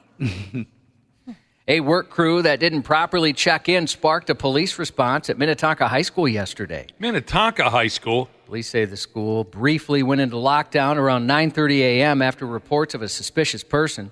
20 minutes later, police confirmed the situation had been resolved and the suspicious person was actually a work crew. In a message sent to families shortly after 10 a.m., the school explained the crew hadn't checked in and was spotted working on the roof. School officials assured parents all students were safely held inside their classrooms during the incident, with hallways and common areas cleared. Due to a heavy police presence, traffic on Highway 7 was backed up for a while. Man, back in the day, they hated me at Minnetonka High School. Did you paint the anchor? I wonder if anything's changed. A 29-year-old woman faces felony charges after breaking into her ex-boyfriend's home in an effort to blow him while he was asleep. Blow him up, specifically. Oh. Deputies responded just after midnight, September 21st, to a home in Hilton Head, South Carolina. The homeowner said her son's ex-girlfriend had removed an air conditioning unit to enter the house. While being questioned, the ex, Crystal Hayward, admitted to the break-in. She pulled 2 containers from her backpack and claimed they were meant to blow up the house. She had a bleach bottle, a sauce jar with a canister wrapped in a wet cloth that smelled of chemicals. She had several lighters and a knife. Fire crews later determined the device posed no explosive threat. Though the contents were no more dangerous than bleach, she still was charged with possession of a destructive device due to her intent to use them as explosives. This was an ex-wife? It was ex-girlfriend. Ex-girlfriend. I got a couple buddies that'll probably go out that way. You think so? Yeah, their ex-wife. Ex-wife will blow them up in the house. Do they deserve it? A couple of them do. Several suspects who used a chainsaw to rob a pharmacy were initially believed to have jumped off a bridge during a police pursuit, resulting in a fatality. However, a subsequent update from authorities clarified no one had jumped and no fatalities occurred, and police are wondering how anyone jumped to that conclusion. The Los Angeles Police Department first reported officers responded to a burglary in progress 4:20 a.m. Monday. Upon arrival, they observed about 11 suspects entering a stolen vehicle, which prompted a pursuit. The chase concluded in Long Beach, where the suspects abandoned the vehicle and fled on foot. It remains unclear how the initial belief arose the suspects had jumped from the bridge or that someone had died. Later information from law enforcement indicated the report may have been a misunderstanding or just speculation about the suspects' actions. Then in New York, police are seeking the public's help identifying a Pittsburgh Pirates fan who robbed a store with a hatchet. A man wearing a Pittsburgh Pirates hat and sunglasses entered a 7-Eleven just after 11 p.m. and used a hatchet to break a glass countertop lotto display and to demand money from an employee. Dang, a hatchet. I'd be pretty freaked out. Yeah. Yep. 5:30 p.m. last Friday in Colorado Springs, police located and arrested a 37-year-old parolee wanted on felony warrants. But after being bit by a canine officer, he took his revenge and bit a human officer. The fugitive task force learned parolee Christopher Wesson was in the area. Because of a history with weapons and escape attempts, they requested backup, which included a canine unit. Parole officers approached the house where they spotted Wesson trying to escape through a bathroom window. The residents tried to get him out, but he refused, so they gave officers permission to search. Canine Officer Riggs found Wesson hiding under some clothes between a bed and a wall, and the dog bit him. When officers moved in, Wesson bit one of them right on the hand, tearing off a small chunk of skin. Wesson was treated for minor injuries from the dog bite and taken to the hospital before being booked. America said a collective damn yesterday as it was announced John Amos, best known for starring as the family patriarch on the 1970s sitcom Good Times and earning an Emmy nomination for his role in Roots, died in August at the age of 84. Daddy, don't forget to sign my report card. I got all A's. All right, my man. And I get my report card today, Daddy. I should get mostly A's and B's. Want to talk about your report card now, Junior? I sure would like to, Dad. But it's my turn to say the blessing. Me and the McDonald's people, we got this little misunderstanding. See, they're McDonald's. I'm McDowell's. They got the Golden Arches. Mine is the Golden Arcs. Now, see, they got the Big Mac. I got the Big Mick. We both got 2 all-beef patties, special sauce, lettuce, cheese, pickles, and onions. But they use a sesame seed bun. My buns have no seeds. Damn!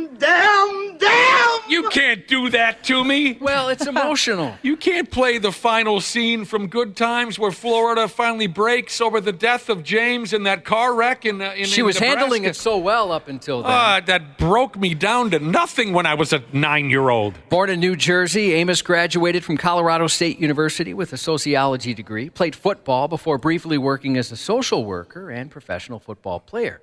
He transitioned to writing and then acting with early TV roles, including on The Mary Tyler Moore Show. His film's credits included Coming to America, Die Hard 2, and Uncut Gems. He also had many TV appearances on shows like The West Wing, 2.5 Men, and The Ranch. In 2020, he was inducted into the New Jersey Hall of Fame for his service in the New Jersey National Guard. Did you say that he died in August? Yeah, it was just announced yesterday, but he passed away at the end of August. I'll be damned. I didn't know he was a football player. Wow. The arrival of October means Halloween season's officially in full swing. But after ending up on the receiving end of a sketch in Saturday Night Live's season opener over the weekend, the popular seasonal pop-up store Spirit Halloween is swinging back at SNL. Spirit Halloween goes back more than 4 decades, and around this time every year, hundreds of abandoned stores temporarily transform into one of the more 1,000 Spirit Halloween locations. It's the best. But over the weekend, the store was the target of a sketch aired during the first episode of the Saturday Night Live's 50th season. It poked fun at Spirit Halloween's business model, including some lighthearted jabs. Well, SNL learned if you come at the Halloween king, you best not miss, because it seems Spirit Halloween was less than thrilled with how the store was portrayed. And its official Twitter account fired back with a Photoshop package of a costume, which was pretty funny. The packaging for the fake costume read, for an irrelevant 50-year-old show featuring dated references, unknown cast members, and shrinking ratings. Oh, that's so cool. Someone's a little butthurt. Yeah, no kidding. That was the perfect response. I thought the bit was pretty funny. I mean, they probably shouldn't have put the pervert in hitting on the little girl. That might have been a little much. Yeah. But in other Spirit Halloween news, Uber partnered with the retailer to deliver costumes and decorations this season. The rideshare company now delivers costumes, makeup, and even decorations from Spirit. Uber said in a press release, households are looking for on-demand delivery to get what they need, and they're stepping up. Spirit Halloween has opened a record number of stores this year. They've got a little over 1,500 around the U.S. 1,500? There's one that popped up right by my house. Yeah, we get one every year. Oh, I'm so excited. Yeah, Take it easy. Pretty cool. It's hard not to go in there every day. Former Gopher hockey stud Phil Kessel turns 37 today. Paul Tuttle Jr. of American Chopper, 50. Former Twins closer Eddie Gordado turns 54. Everyday Eddie, right, Cubby? Everyday Eddie. That's what they call him. Musician Sting, 73. Happy anniversary to one amazing wife, Nicole from Turkey Bucket Jesus, on their 25th anniversary. Happy birthday to Mima from Fiona and Emmett. And that's 93X News. Randy Shaver. Ah! What the hell? I just saw your balls. They're hanging out. Oh, my God. Balls are disgusting. They're hideous. On the Half-Assed Morning Show. Somebody got those 4,256 base hits and those 3 batting championships. Put him in the Hall of Fame. Put it at the bottom of his plaque. Banned from baseball, 1989 for life. Part of the record. But he should be in as a player.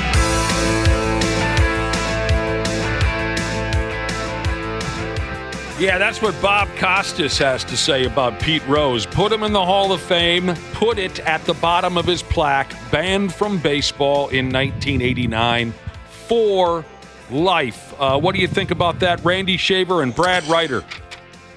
I agree with that 100%. I guess I'm a little surprised that Bob Costas is in, but you're a little surprised to hear that from Bob Costas. I am a little bit, but that's okay. I don't disagree. I think that that's something that maybe the voters would consider.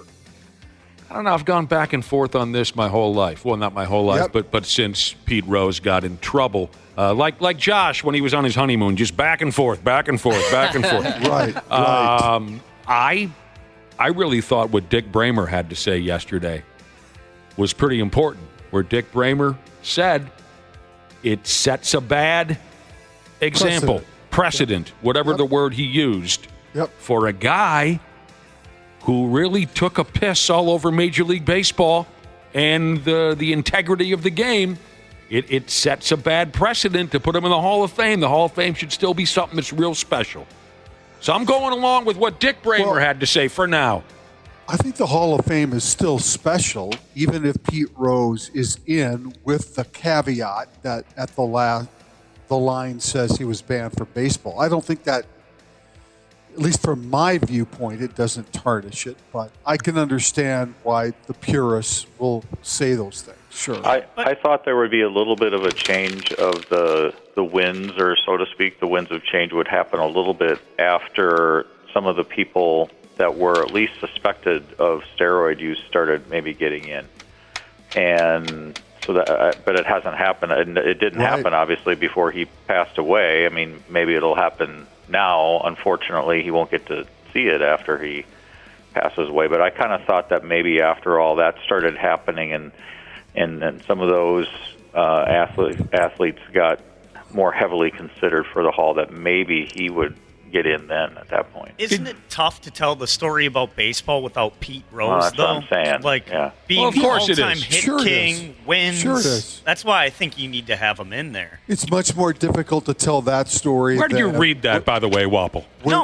That's just what I thought. Without, you can tell the story of baseball without Alex Rodriguez. You can tell the story of baseball without Mark McGwire to some extent. But Pete Rose, with all the records that he holds, it is hard to tell the story. Says here he died from heart disease. Yeah, that'll do it. That's what the coroners down there in Nevada. Pete Rose had heart disease. You typically don't want the disease to be in the heart. It's a tough place to have it. All right, let's he was find 80, 82, something 83. like that. 83. 83, Brad Ryder. How you been, Brad? Good. Come on now. Yeah. No, I've been all right. All right, let's find out who won all those ball games yesterday. Man, even when I was in the cooler, we'd watch the baseball playoffs and have a riot. These clubs are in the best of three type of setup here in the opening round. Here's what got Randy Shaver's fly going up and down like a window shade. The Detroit Tigers. They won Game 1 in Houston by a final of 3-1. Tarek Skubal, baby. I saw a little bit of the game. And it sounds like the Houston Astros, they got men on base. Yeah. How many guys did they leave on base yesterday? 11, 12, 13? Well, their last out of the game was a foot away from tying the score. Yes, it was. Guy just scorched that ball. Yes, he did. Hit it right at the first baseman. Yes, he did. The Astros put a scare into him, especially in the bottom of the ninth, but Detroit wins Game 1. Kansas City shut out Baltimore 1-0. Yeah, Corbin Burns deserved a better fate for Baltimore. He pitched a great game, but yeah. Did he damn near go a complete game? He did. He went 8 innings, I think, yesterday. Pitched great, but, I mean, all you need is one run, and that's all they got. That's all they needed. The New York Metropolitans doubled up Milwaukee by a final of 8-4. That's one I didn't pay much attention to at all. Was our guy Rocco managing the Brewers because he pulled Peralta after 4 innings when he'd only thrown 68 pitches. Kicking a guy when he's down. I wondered the same thing. I was watching the Royals. What in the world were they doing? That guy had a cramp. I was watching the Royals. Peralta did? The Royals-Orioles game, and the Royals pulled their starter after 6 innings and 80 pitches too, but it turns out he had a cramp or something. Yeah, Cole Ragans. Yeah. Okay. But just Peralta remember this, guys. Peralta didn't, though. No. Yeah. Remember this. Randy's the type of person who will kick you when you're down. I didn't kick him when he's down. I just made a comment that that's something that we've seen Rocco do. And yesterday, just made the comment. Here's Paul Peralta when he's... Yeah, he gave up 3 runs, but they were winning 4-3. He'd only thrown 68 pitches. And then they're out there, and they just get bombed. Your breath is bombing your microphone right now, Randy Shaver. I don't know if you can hear it, but you're kind of over-modulating. Sorry. It's okay. And the San Diego Padres gave up nothing to the Atlanta Braves. They win Game 1. They were the only home team that won. Michael King, amazing.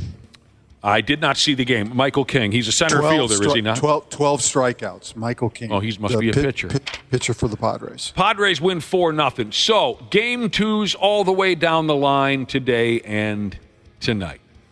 It was fun yesterday, keeping a little bit of an eye on each game. I wasn't able to dive in, too detailed, but it was fun to have it 1:30 in the afternoon all the way to 10 o'clock or so last night to have these games cooking on my television. I'm guessing the Tigers must be doing a bullpen game because I don't think I've heard of Tyler Holton all season. Tyler Holton? Tyler Holton's their scheduled starting pitcher today, but I have not heard of the guy, and I got a feeling they must be piecing together, because Skubal pitched so well yesterday, they must be piecing together a bullpen. Isn't that something? Isn't that a sign of the times? Here we are, Game 2 in a playoff series, and we're going to have a bullpen game. I think so. Because we don't want to wear anybody out. Well, I just looked him up. He is a bullpen guy. He was in 66 games over the course of the season, but he's got really good numbers. But he probably won't go more than a couple innings, you're right. Yep. So speaking of pitching, Chris Sale, here's a guy who's had a Cy Young quality season. Year. He's in the running for the Cy Young. Oh, yeah, for sure. 18 wins, a 2.38 ERA for the Atlanta Braves, and they don't know if he'll be able to throw another friggin' pitch. This is the story of this guy's career over the last few years, is it not? It is, but normally the injuries happen during the course of the regular season where he misses a big chunk of time. He's pitched phenomenally all season, and now, unfortunately, he's got this back issue that may not allow him to pitch at all. When they need him most, when he wants to be there the worst, his back locks up on him, just like your dad. Remember watching your dad in the garage pick up that gas can and son of a, he goes down. Randy would kick him when he was down. But that's what happened. He just pulled his back loose, and now the poor bastard, although I'm not a fan of the guy, the poor bastard might not be able to help this Braves club at all in the postseason. We'll see. Well, he would have started game one if he was healthy, because he was scheduled to pitch in the doubleheader yesterday, or Monday rather. Right. And they had to scratch him from the doubleheader, and then they didn't. They started, I think, a rookie in game one against San Diego. So that's a piss poor luck for that dude. Not as dramatic news on a big-time pitcher, but Justin Verlander is not on the Houston Astros playoff roster for this 3-game series. He's not ready to go yet. He's not. He's been hurt all year. And I kind of hope he never gets ready to go. I've had enough of Justin Verlander. Yeah, that poor guy can't get a break. Yeah, he makes... and Josh knows this. Josh, he's so messy. Oh, jeez. He can make a mess, that's for sure. But I've just had enough of the guy coming out and, you know what I'm talking about. I've seen him coming out and pitching. Well, you don't understand what I mean. You're not burned out on that dude winning. Oh, he 17 strikeout. I'm just burned out on the guy. I kind of like him. So do I, but I'm burned out on him. No, Now you don't like him? Bryce Harper, I'm burnt out on. Yeah, really, I like him. Like those. I'll go along with that too, Wample. We'll be burnouts together. All right. I like to bitch about things just as much as the next guy, but you know what I'm tired of hearing about already?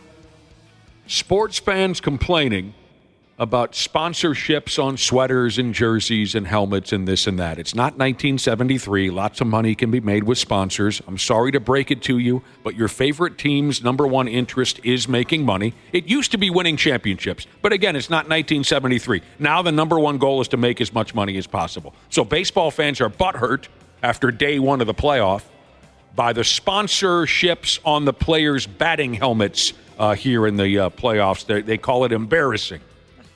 What do you expect? Yeah, I mean, it's not going anywhere, so just get used to it. I have yet to meet one person who says, I'm not watching a game because of it.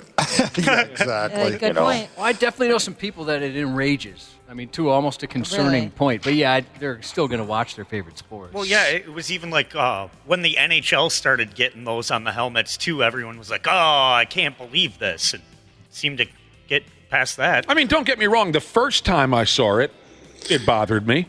But I quickly got over it, and we've been seeing it for years already. Mm-hmm. So Major League Baseball announced last month, I missed this, but they made a deal with a German workwear apparel company called Strauss. I'm sure I've seen them around summers.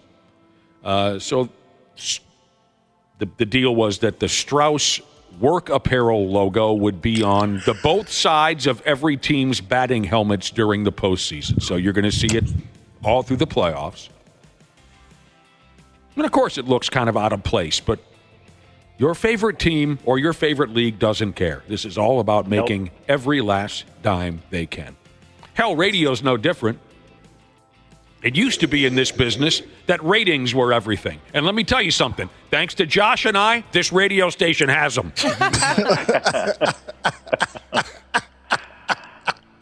Back in the day, if we brought big ratings, the bosses would buy us a car, they'd take us out on the town and get us laid. When we effed up, they'd protect us from the law.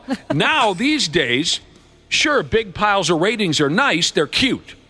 But if those ratings, for one reason or another, aren't bringing in large bags of money for the company, we're not getting a car, we're not getting laid, and when we F up, we're under arrest just like the average person.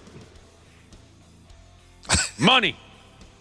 But they can still be used as a reason to let somebody go if they're not good. I'm sorry? Yeah, they don't. What I'm saying is, they can be really good, but they don't hold the same weight. But if they're bad, they can use that as an excuse to let you go. I'm not sure what he means, Josh. Can you? Well, he's just saying, even if they're billing a bunch, right? Your show's making a lot of money despite the ratings. If the ratings are bad, they can just say, the ratings are good, see you later. Yeah. Or the ratings aren't good, see you later. Ratings are bad, you're gone. Even if they're making the money they want to make. Yeah. There's just a difference now compared to 20 years ago as to what's most important. Yeah, I mean, obviously, it's always been a business, but you're right. Ratings don't seem to mean as much anymore, as long as they can bill whatever they need to bill. All right. Hey, baseball stuff. The average time of a 9-inning Major League Baseball game dropped again. Okay. In the second year of the pitch clock. So now it's down to an average of 2 hours and 36 minutes. That's the shortest amount of time to wrap up a ball game since 1984. Was it like 2:45 or something last year? I don't have last year. Oh, wait a minute. Yes, I do. Do I have it? It should be in there. It's down 4 minutes from last year. Oh, crazy. Oh, okay. Wow. It's 40. Down 4 minutes from last year. And 28 minutes. 28 minutes shorter than the year 20 plus 22. It sure appears to be working, doesn't it, it's translating into more people watching and going. I'd like to know where the strikeout numbers ended up this year, because I know for a while they were trending as highest ever. Again. Strikeout numbers? Yeah. Total? Someone could look that up. The total amount of strikeouts this regular season. We mentioned this earlier. Someone on the Twins staff had the balls to fire the hitting coach, David Popkins, where I'd be terrified to even look at that guy funny. Yep. Question. I'm David Pumpkin. That's all I can think when I hear his name. What in the hell was that? It's a kind of a well-known Tom Hanks Saturday Night Live bit. Where he says, I'm David Popkins? Yeah, Pumpkins. David Pumpkins. He's got a big orange suit on. It's a Halloween bit they do, and he just says this. I'm David Pumpkins. Any question? Yes, we do. I'll tell you what. You knew there'd be some kind of shake-up with the Twins, and I doubt they're anywhere near done, but Popkins is the first guy to go. And there he goes. I'd say that was kind of a text we got quite a bit last week. When you get rid of the hitting coach, get rid of the conditioning coaches. The conditioning coach, isn't that something? For injuries. They tried that a couple years ago. They fired the training staff, and then they had more injuries the next year. Yeah. Like it's that guy's fault that a foot gives way or a calf locks up. Well, you're not conditioning these guys. Come on. These things happen. It doesn't matter how many massages you give a guy. Trust me, I know. Brett, it looks like last year or this year in the MLB there was 41,199 strikeouts. That's down from last year. Oh, it's down. Okay. It's down like 600 from last year. But, you got to fire people because then the average sucker fan says, oh, well, things are changing. Maybe it's so silly. Like we talked about with Dick yesterday. I'm so tired of you. You got to fire everybody. It didn't work. Fire everybody. It's cheaper to fire the hitting coach than it is the players. Yes, and of course money always is a factor, isn't it, Brad Ryder? Yes. Now check this story out. The Twins could make a deal to get Sonny Gray back in the mix. What? No, we needed him this year. What did he say, Wapple? We needed him this year, and now we're going to get him back next year? Oh. St. Louis Cardinals are in a transitional period, according to a couple baseball schmucks, these guys that are always thinking about baseball. What's that one psycho's name? What's the psycho that always does the football story? Someone should arrest him. David Adam Schefter. Yeah. One of those crazy guys that they're always following. This guy says the St. Louis Cardinals may look to rebuild, full-on rebuild type of a setup. So if the Cardinals are going to trade him, they could look to reunite him with his old team, the Minnesota Twins. Well, he's making a lot of money. Yeah, I don't know if the Twins have room for him in their salary situation right now. I think he's in the second year next year of a $75 million guaranteed 3-year deal or something like that. Yeah. So the Twins would have to take on $50-60 million over 2 years. I'd like that, but I don't think 33, 34 at this point. I don't think they would do that. I don't think so either. This is concerning news because we seem to be trapped in some kind of a celebrity death vortex here lately. Pete Rose, Chris Christopherson, John Ashton. Who was it we were talking about today? John Amos. What did you guys say? Oh, John Amos. Yeah, Dikembe yesterday. Dikembe Mutombo. Now I hear that Fernando Valenzuela is not doing well in a hospital. Oh. Los Angeles Dodgers all-timer Fernando Valenzuela. You know, he calls Dodger games on their Spanish broadcast. And he left last week, stepped away from his broadcast duties because he wasn't feeling very good, and word is he's in the hospital. I don't know Dick Tracy about this, but it just makes me nervous because we are in a celebrity death vortex. I saw a picture of him, and he does not look good. Does he not look? What's very thin? Oh, no. Yeah, very, almost gaunt was the picture that I saw. Okay. Well, I hope he's doing all right. If you're a young person and you didn't experience Fernando Mania, oh my damn, was that fun. Yeah. And what I remember about Fernando Valenzuela, and I hope we don't have to have this conversation again in a few days because he's passed, but what I'll always remember about Fernando Valenzuela is when he showed up and started just embarrassing batters while pitching for the Los Angeles Dodgers, and he was just untouchable. And the crowd is losing their minds. What I remember about Fernando is in those early days, he often had a look on his face where he'd look around the ballpark and say, what the hell is going on here? You know what I mean? He was just so kind of like a kid would be wide-eyed at the situation he's found himself in. Randy Shaver, you remember that stuff. Oh, sure. He just would look around like what's going on here? Yeah. And it was kind of adorable, you know, the way he was so clueless to everything. The Minnesota Lynx beat the Connecticut Sun last night, so they evened up their semifinal playoff series at 1 win apiece. Now, I didn't see anything from last night's game, but apparently it featured hard fouls, cheap shots, trash talk. There were a few moments where it seemed like a fight was going to cut loose. Now, that sounds like fun. Yeah. I'm sorry I missed this. That sounds like the Detroit Pistons. That's what the newspaper compared it to, Randy Shaver. They compared last night's game to the old Pistons-Bulls rivalry of the late 80s. Yeah. If these gals are going to start punching each other in the mouth, you're going to start watching. Yeah. I mean, I like the WNBA enough, but this has got me really intrigued now. Yeah. Go ahead. Beat somebody's ass. Game 3's Friday night. Maybe I should have a get-together, Josh, and we'll invite some people that we don't like. For the fighting? Yeah. Beating some people up? So then, you know, there's kind of some tension in the room anyway, and then we turn on the Lynx versus Connecticut game, and there's tension there, and we can finally, you know, throw down with these fools, these people that we haven't liked for years.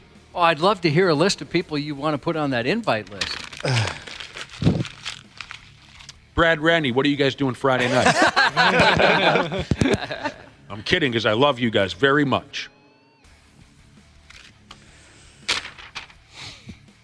Every couple of weeks, some new internet isn't the word. Where do I find the porn now, John? Internet.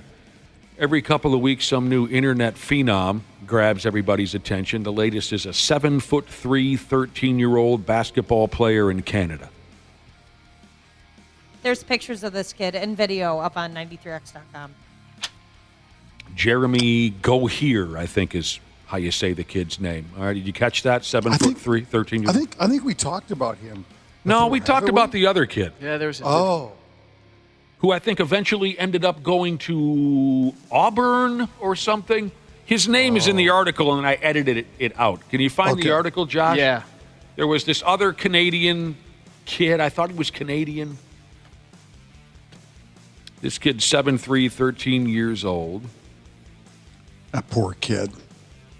Yeah, it's got to be in a lot of ways. That's really tough. In a lot of ways, I also feel sympathy for a kid who's built like that because life has got to be awkward and uncomfortable at almost all the time. Yep. Of course, he's already taller than your average NBA player. And they say, if you watch him on video, of course, he's playing kids' You know how 13 years old. Any sport where you're 12, 13 years old, there's a couple kids built like they're 30. There's a couple kids built like they're 13, and a couple of them are still built like they're 8. So he's just crushing his opponents. Right. Looks like that other kid, 7'6", he plays with University of Florida. Oliver is his name? Reuse? Oh, yeah. Yeah, we talked about Oliver that. Reuse.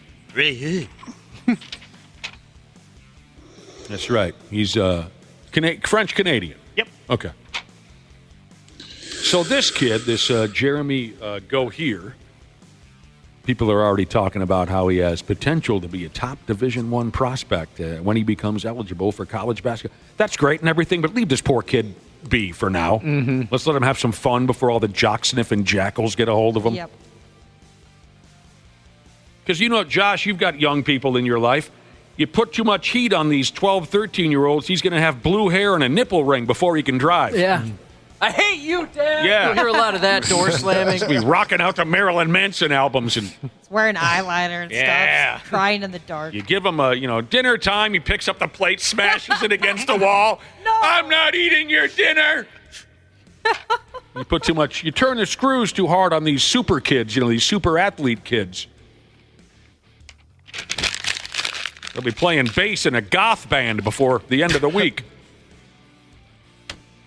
That French-Canadian, talking about Canada and French-Canadians now, brings up a funny story. A good friend of my family recently passed, Lenny. I brought Lenny up on the air on the day that we celebrated his life. And a great story about Len was traded at his celebration of life, where he and a couple folks were, Len and his family, and my family shared a fishing shack way, way, way up, damn near on the Canadian border when we were kids. And we fished on a lake where we could access Canada if we wanted to. It was a little bit of a poke, especially when you got a 16-foot garbage boat with a 15-horse on the back. But by God, every once in a while, we'd go to Canada. And so one day, Len was fishing with a couple other dudes. And they got lost. They didn't know where the hell they were. It's a big body of water. You could get lost up there. And Len said to the other guys in his boat, he said, hey, pull up to this other boat. Maybe they know where the hell we are. And they pulled up next to this other boat, and Len said, hey, do you know where we're at? What island is that? What island is that one over there? Where are we? And the guy in the other boat said, eh?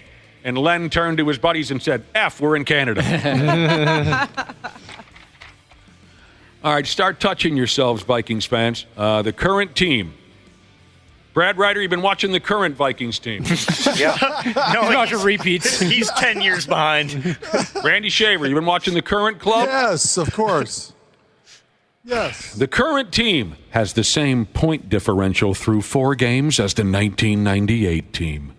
Oh. As much as I like this team, I'm not ready to compare those two teams yet. No, not even close. The Vikings have a plus 57 point differential through 4 games.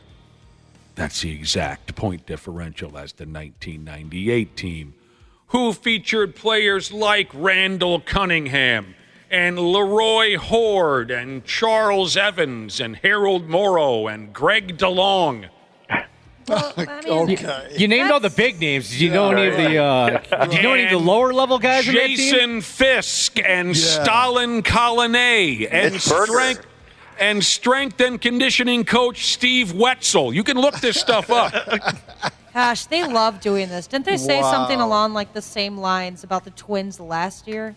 Like when they were in the playoffs, something about They it. compared them to the Vikings? No, That doesn't even make any sense. Yes. But Compared them to the 91 club? Yeah. Oh, sure. Every time the Twins get close to the playoffs, everybody compares something to 87 and 91. Ashley, yeah, we do this. That's all we have to hang our hat on. That's all we have. We do this over and over and over again. And here we go again. Just reading this article. I have to keep correcting people over and over and over again. So it says here, those of us old to remember, that doesn't make sense. Those of us old enough to remember know that the Vikings 1998 team finished the regular season with a 15-2 record. No, they didn't. No, they were 15-1. Right. Lost to Tampa Bay. They were the number 1 seed in the NFC. They got to the title game only to lose to the Atlanta Falcons. And the article continues on by saying, not only should the Vikings have won that game, and here we go, if not for Gary Anderson going wide, it wasn't Gary's fault. No. Now, here's where I disagree again. If not for Gary Anderson, which, of course, that's not the correct. That's not the whole story. That's not. You're not placing blame correctly.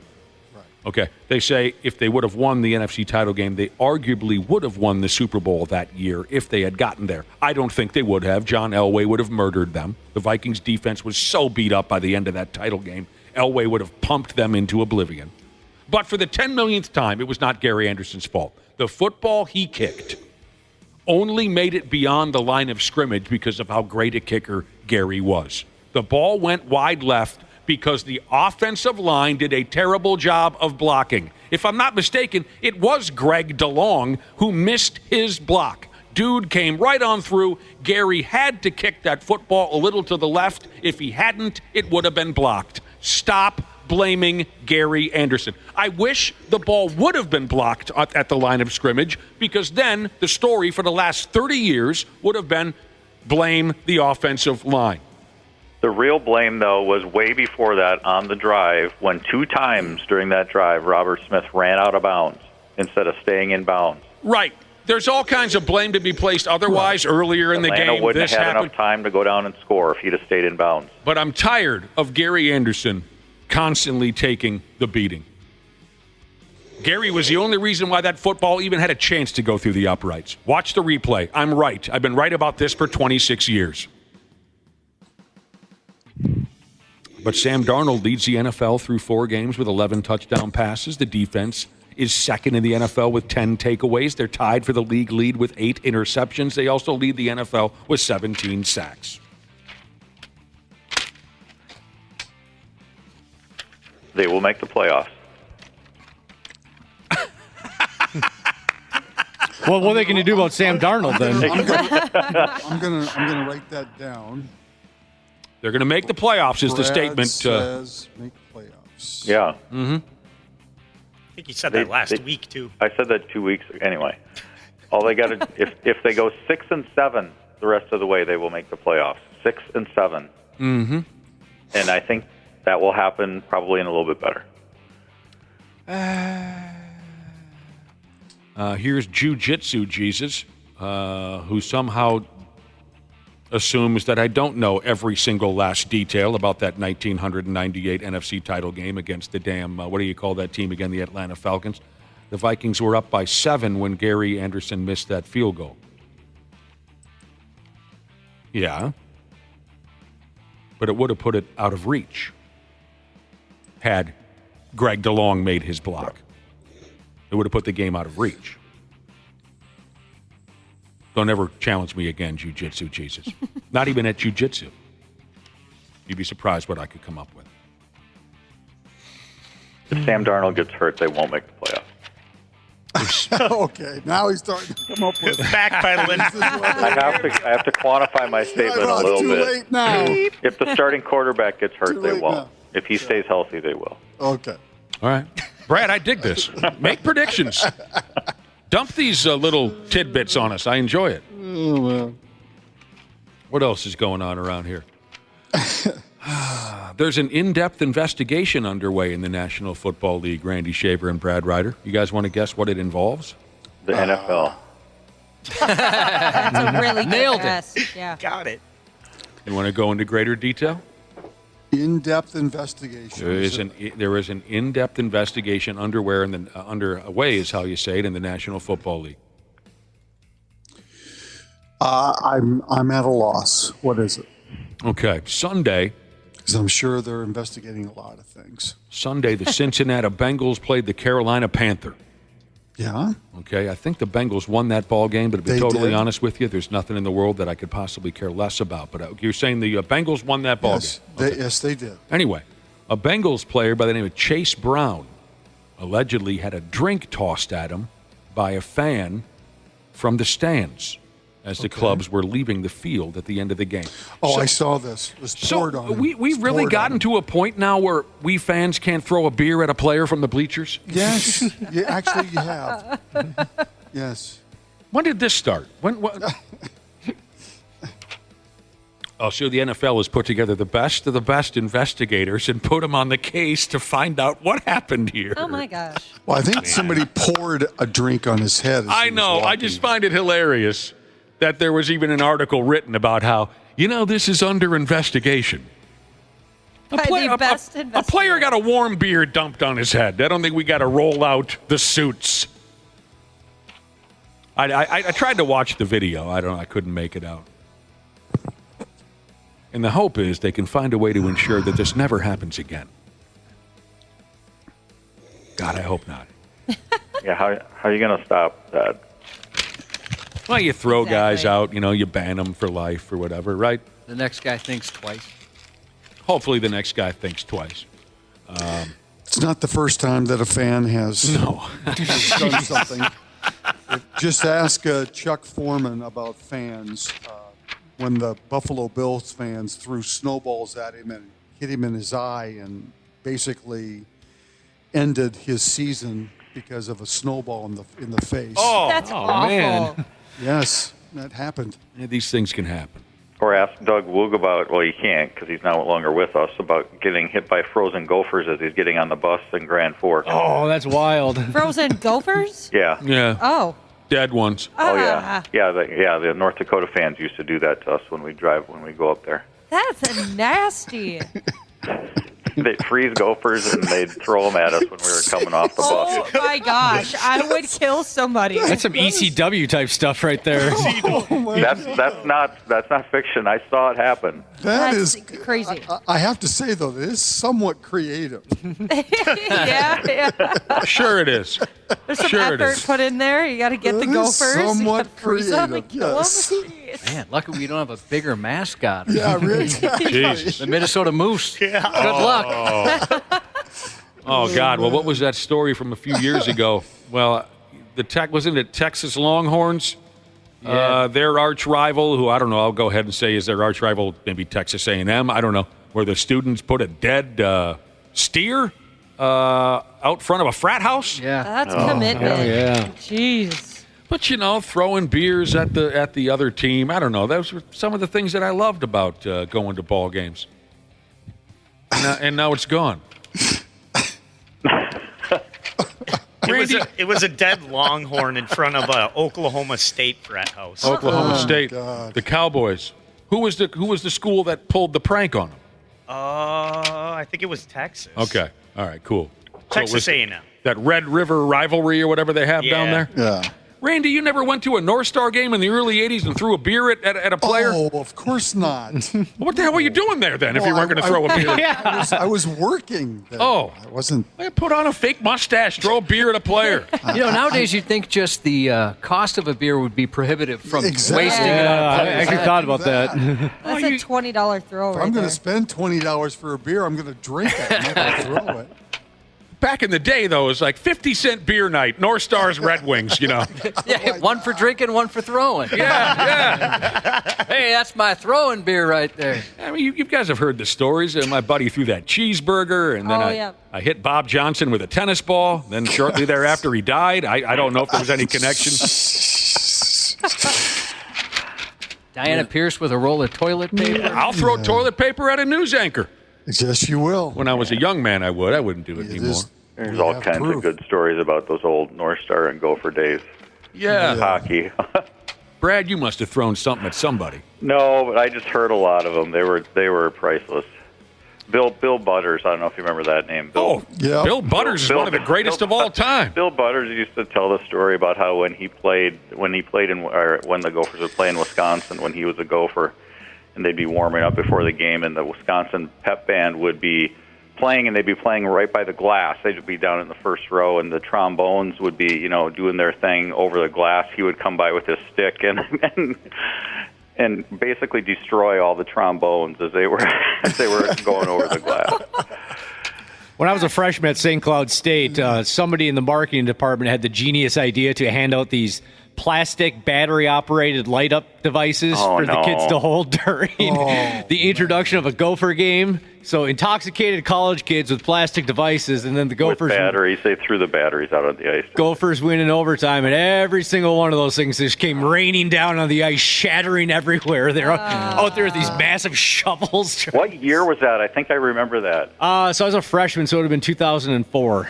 Okay. No, I remember something in the 90s, something similar. It's fun to trade stories of, hell raising at ball games and heckling. Of course, we've talked up and down about, going to wrestling matches and heckling the performers and then them giving it right back to you. I mean, maybe you had to be there for this.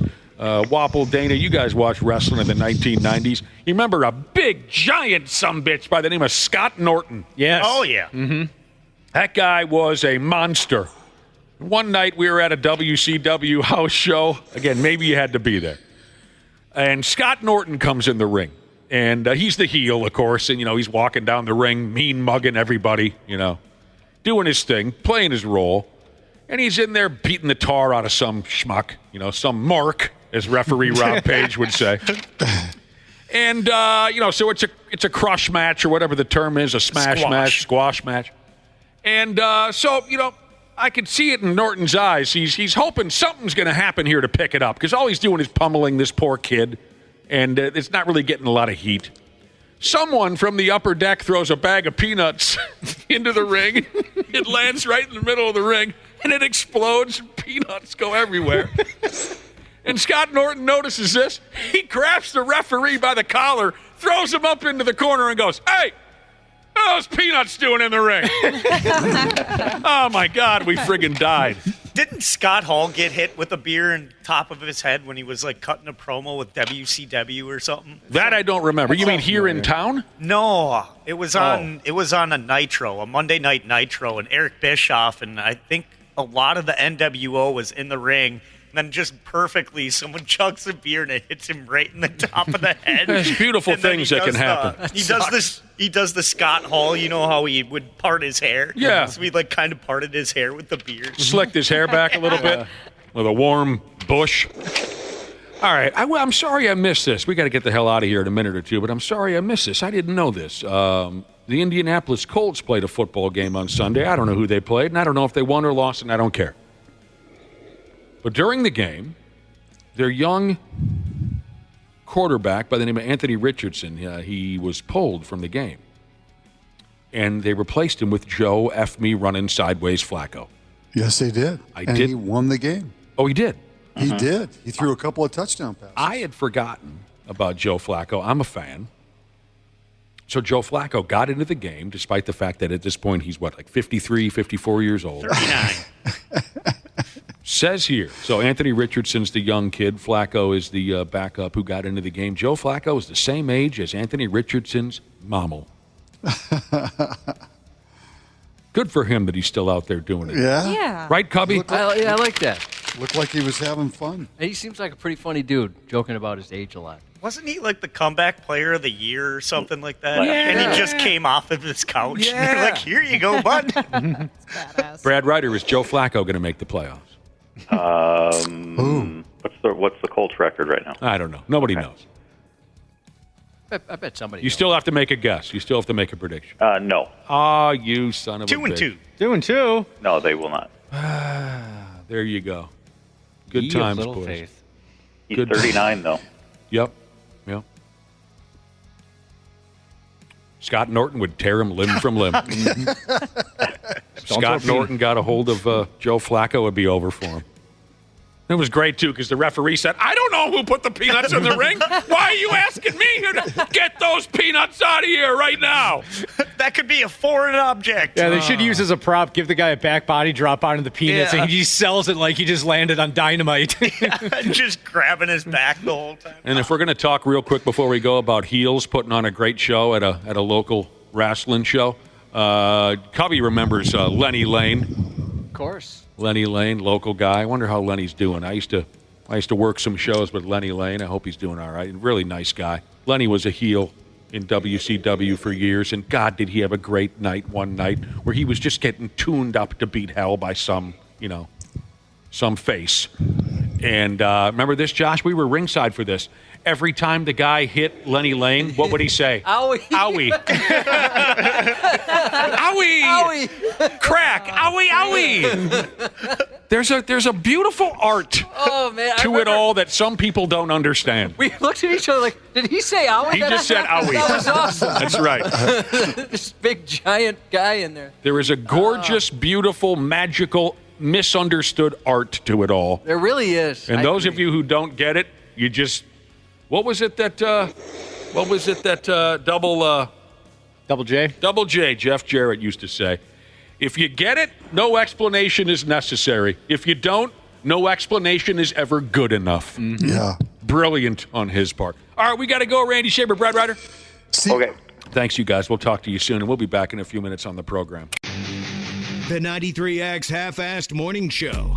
Did you know that Standard Heating opened its doors over 90 years ago? That's right. Tony Ferreira opened the doors in 1930. Now ran by his granddaughter, Claire Ferreira. Call Standard Heating and Air Conditioning today and experience the customer service and care that holds true today. Are you looking to improve your work-life balance with excellent benefits like 401k match and even tuition reimbursement? Standard Heating and Air is looking for an accounting administrator and customer service representatives to join their team. Learn more at standardheating.com/careers today.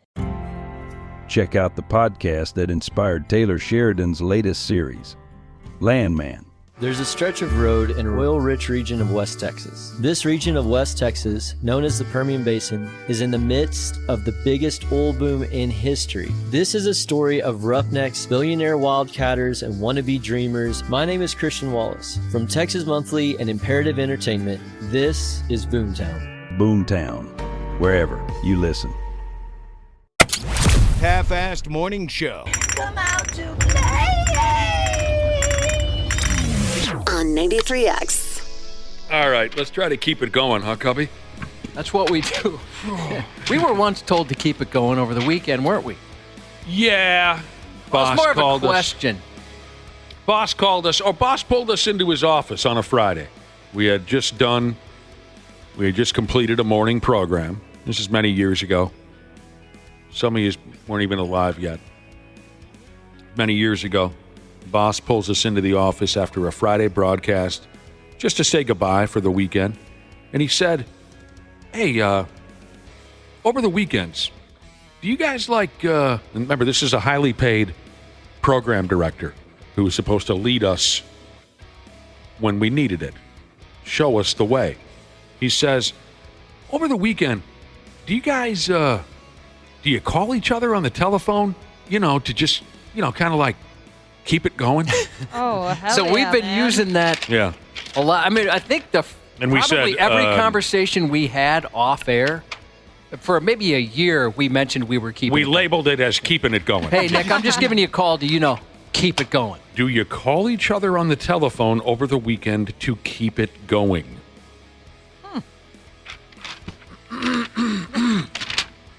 Here's how we're going to keep today's program going. Well, first off, we want to welcome you back to the show. You're wonderful people. You really are. Okay, so earlier... You keep us going. Wouldn't you say the text, they keep us going? I'll be damned. I couldn't have said it any better myself. Thank you for keeping us going. Earlier on, we were talking about an interesting couple. Husband comes home, finds his wife breastfeeding a chimp. Do you remember that, Wapple? Yep. Mm-hmm. Yeah, she was breastfeeding a chimp and then her actual baby boy on the other one. Right. I forgot. One jug was supporting the chimp, the other human baby. Yep, now, most of us dudes would have instantly called the police and an insane asylum to take our wife away. Yes. This dude's situation was a little different. He knew he had married a woman who was a chimp trainer, chimp keeper. What's the word I'm missing here? Like enthusiast. Yes. She was insane. But still insane. But still shocked the man. But sure, he knew when he came home from work every day there was going to be chimp turds on the floor and chimps crawling up the furniture. But he'd never expected to see she was breastfeeding and they got a real baby on the other side. I guess this is all part of some new television series you can find called Chimp Crazy. Look that up in your television guide. You probably get it in the mail. It's a smaller little book, TV guide. People are saying that it's from the same people that made Tiger King. That doesn't surprise anybody, does it? Oh, really? But it brought up the idea. It brought up the scenario. Husbands, have you ever come home and found your wife doing something outrageous? You ever caught your wife doing this or that? Now, we got some answers from some dudes in our listening audience. And while we're discussing those answers, we want to give the wives a chance to take some cheap shots. Wives in our listening audience. You ever walked into the house, walked into a room, and caught your husband? Oh, for Christ's sake, what are you doing? There's going to be so many more texts on that. You are likely. Men are always doing the weirdest stuff. Yeah, I can imagine. It's all, just like the first time, there's a lot of the similar answers. I'd imagine it's all going to be masturbation related for guys. Right. Just different type of devices that they're using. Right. Or different things they're watching or where they're doing it. Yeah. Of course, these are going to be, the majority of them are going to be jack-off stories. But we're looking for those couple diamonds in the rough, by damn. That's part of keeping it going. Yeah, is having these conversations. That's the only way to keep it going. Right. Like the guy earlier who said he came home and saw his wife sawing apart a dead coyote, and then they decided to keep the skeleton. They got the skeleton in their house. Just boiling it down, getting the fur off. That's one that was mentioned earlier. I'm glad you brought it up again, Josh. I think I'd rather come home 3 days a week and find another man hammering my wife than know that my wife went through the effort to create a coyote skeleton to keep in our home. Where'd you get that? Oh, the side of the road. Right. Like I said earlier, put it in the car. It's not like you've got a rare mammoth bone or a coyote. You can find 11 of them in your backyard killing a poodle. I got a skeleton of a chickadee, too. You got to check it out. A few, some dudes are checking back in, and there's a lot of found them pooping stories. That's terrible. And for some, life-changing, go to the bathroom with the door open, where maybe normally they wouldn't do that if they knew you were home. So, we're going to get through these handful of texts from husbands on what they caught their wife doing. And while that's happening, wives, it's your turn. Text in 651-989-9393. What have you caught your friggin' stupid, idiot, big, dumb animal husband doing? All right. Came home from work early one day, says a husband. Wife was using a cucumber on herself. All right, it happens. Right? I mean, I could see that happening, happens. sure. I guess. It happens. Maybe the batteries ran out on something else. Exactly. You just want to try a cucumber. I don't care. You try whatever you want. Then this husband claims that then later on she used that cucumber to make a salad, and her parents came over, and as her parents were eating the cucumbers in their salad, the wife kind of kicked him under the dinner table and winked at him a little bit. I hope she washed it. It's none of your business whether or not she washed it. I find that a little tough to believe, but maybe they're telling the truth. I don't know that anybody is... I mean, wouldn't you be a little concerned if your significant other chose to feed their parents that? Yeah. I would be turned on. Worrisome. I'd be turned on to beat the band. Guy here bought his wife one of those widow wabbits. You ever seen one of those things cook? Mm-hmm. Yeah. You really have, Waffle? Yep. Nice. I haven't. That's like the most infamous one, right? Isn't it? Yeah. Mm-hmm. The little wabbit. But he said his wife refused to use it. But one day he came home and she was fully engaged with the widow wabbit. And baby number 1 was conceived, he said. That's pretty cool. That's great. I thought you didn't like this thing, and look at you go. I hope they sit that kid down someday and tell him that magical story. Yeah, you got to tell kids. You know what? I hope your parents heard that, Dana, and I hope that happened, and I hope that they tell you. Oh, no. You said it. It's you not set as it up. funny anymore, Josh. You just open up a whole other can of worms.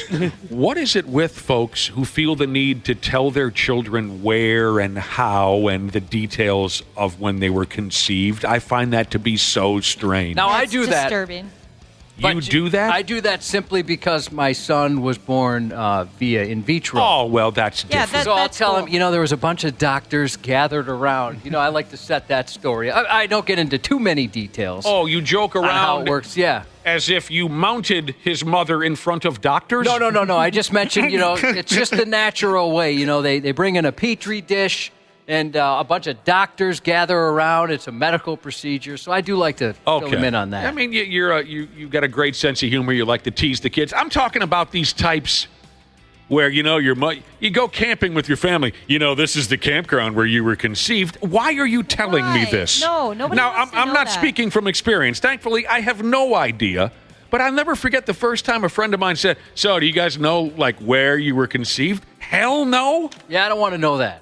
Oh, my parents told us. They told us they went on a vacation to Florida and they had too many drinks. Why did they tell you this? They're trying to impress their children with sex stories? That's so bizarre to me. Yeah, we were we were on Vermilion and we were taking a boat ride, and my ex's family said, "Look at that resort. That's where your sister was conceived." It's wrong. Seriously? I was like, whoa, that's some family info I didn't need. Yeah. Tell them, Wapple. Tell them it's wrong.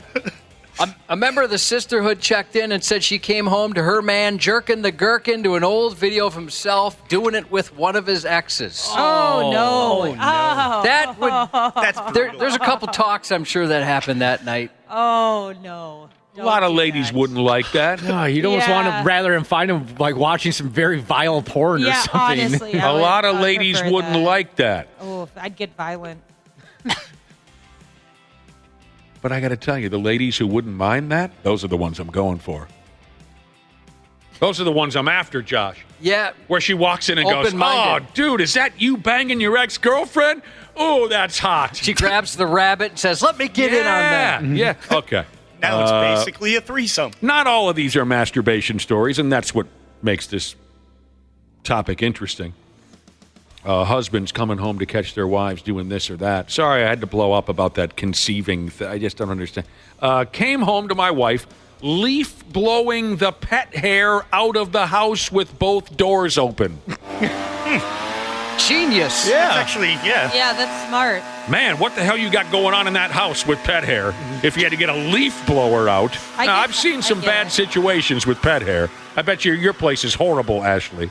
Yeah, it can get pretty bad. I have to stay on top of it. But I mean, it just becomes really annoying. So I could see just being done vacuuming and grabbing the leaf blower. Oh, no, I'm not criticizing. I'm with Josh. That's brilliant. Mm-hmm. Crack open the doors and just get it all out of there. That's so The dude says he was upset that he didn't think about it first. I was going to say, I would be kind of upset at myself. You stupid idiot. You could have done that. This person says, my buddy caught his ex-wife doing something outrageous.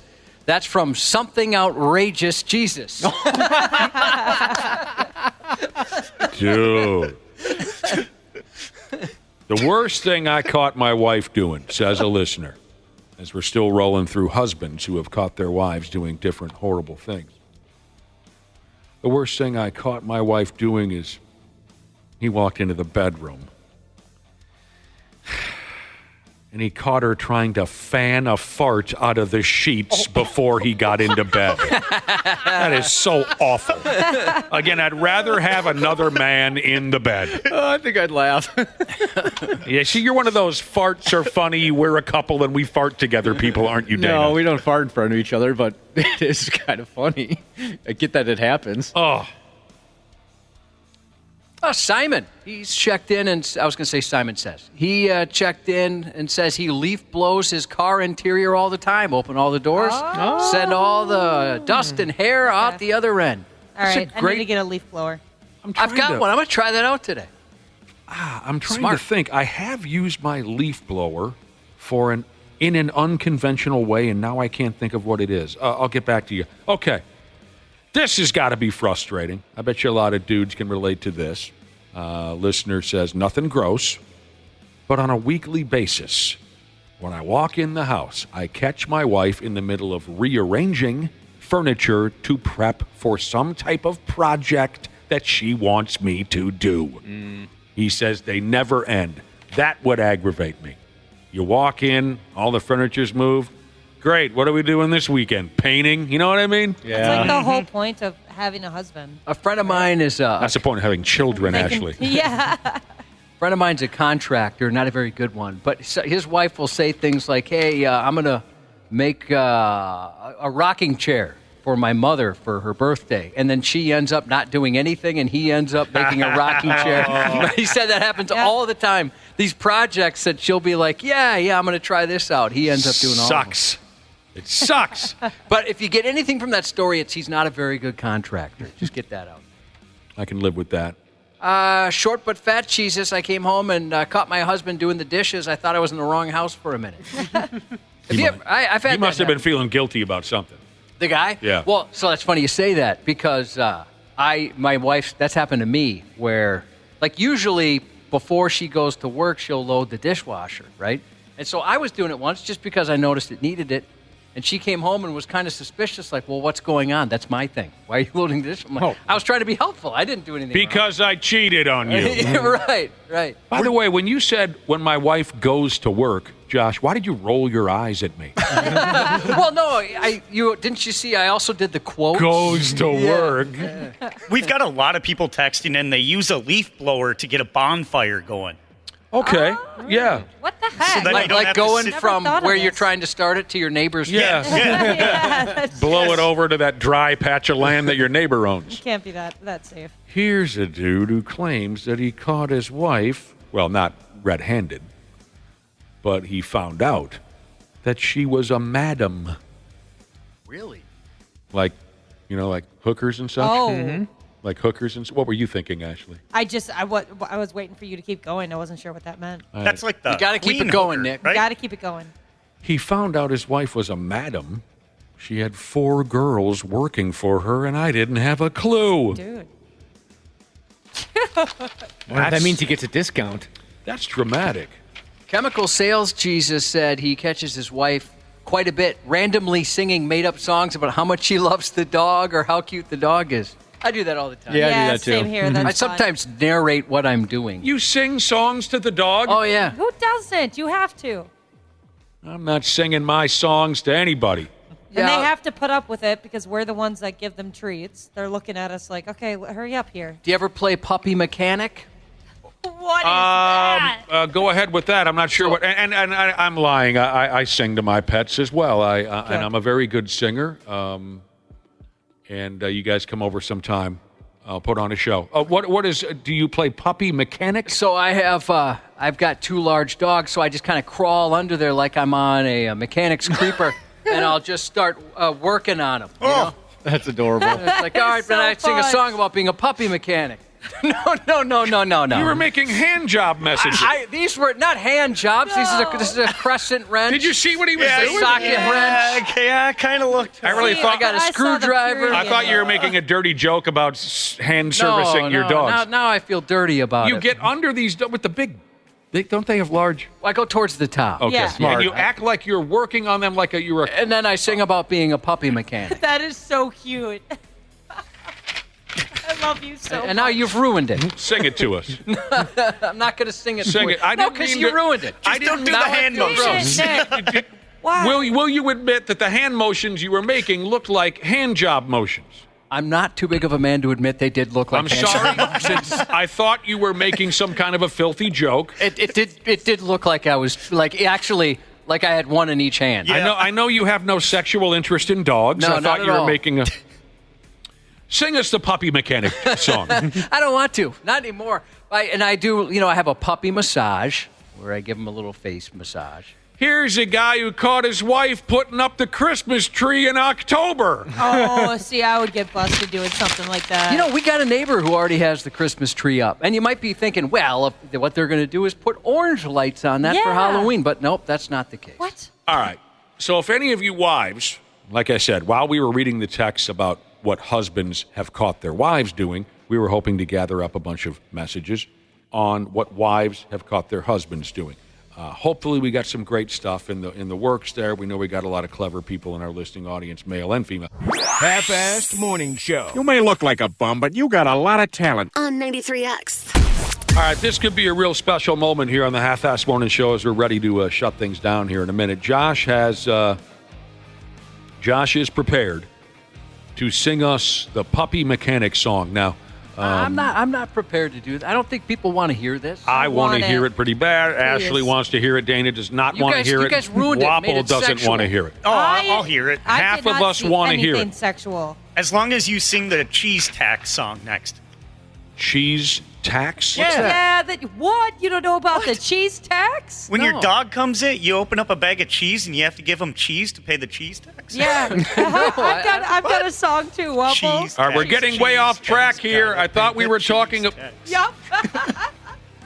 What? What did he say? He was singing the cheese tax song. I've never heard that. That's exactly how mine goes. I didn't hear it. Cheese tax, gotta pay the cheese tax. There's a mom tax at my house where anytime my wife is around, she eats a little bit of your food and calls it the mom tax. All right, here's the good news, Josh, about you singing the Puppy Mechanic song. You're Which I don't opening. wanna do. There's not much you can do. How should I say this? It doesn't have to be very good to beat the hell out of your opening act over there. Wapple singing the cheese tax song. It's not good. It's the just reason why this came up, I just want to give folks a background. We were talking about things that you caught your significant other doing. You came home from work, you came home from something or another, and you caught your significant other doing. Somebody said they were caught singing to their pets. We all sing to our pets, and we do a much better job, not only in singing, but creating better material than the cheese tax song. Josh said, he admitted he sings a song while pretending to be a car mechanic. You crawl underneath your Great Danes like an automobile mechanic. Yep. And you pretend like you're fixing them and you sing the Puppy Mechanic song. I have a Puppy Mechanic song. Will you or will you not dump this on us? Well, I'm feeling a lot of peer pressure. Again, you guys made it gross, but I'll sing the song. I'm the one who made it gross, and I apologize. Hopefully it's not annoying. Who needs a tune-up if he's a pup? Puppy Mechanic can fix you up. Fix your joint pain, cure your cough. Puppy Mechanic gonna jerk you off. What the hell? Wait a minute. No. What? Hey, like I said. I think I missed something at the end there. Fix your joint pain, cure your cough?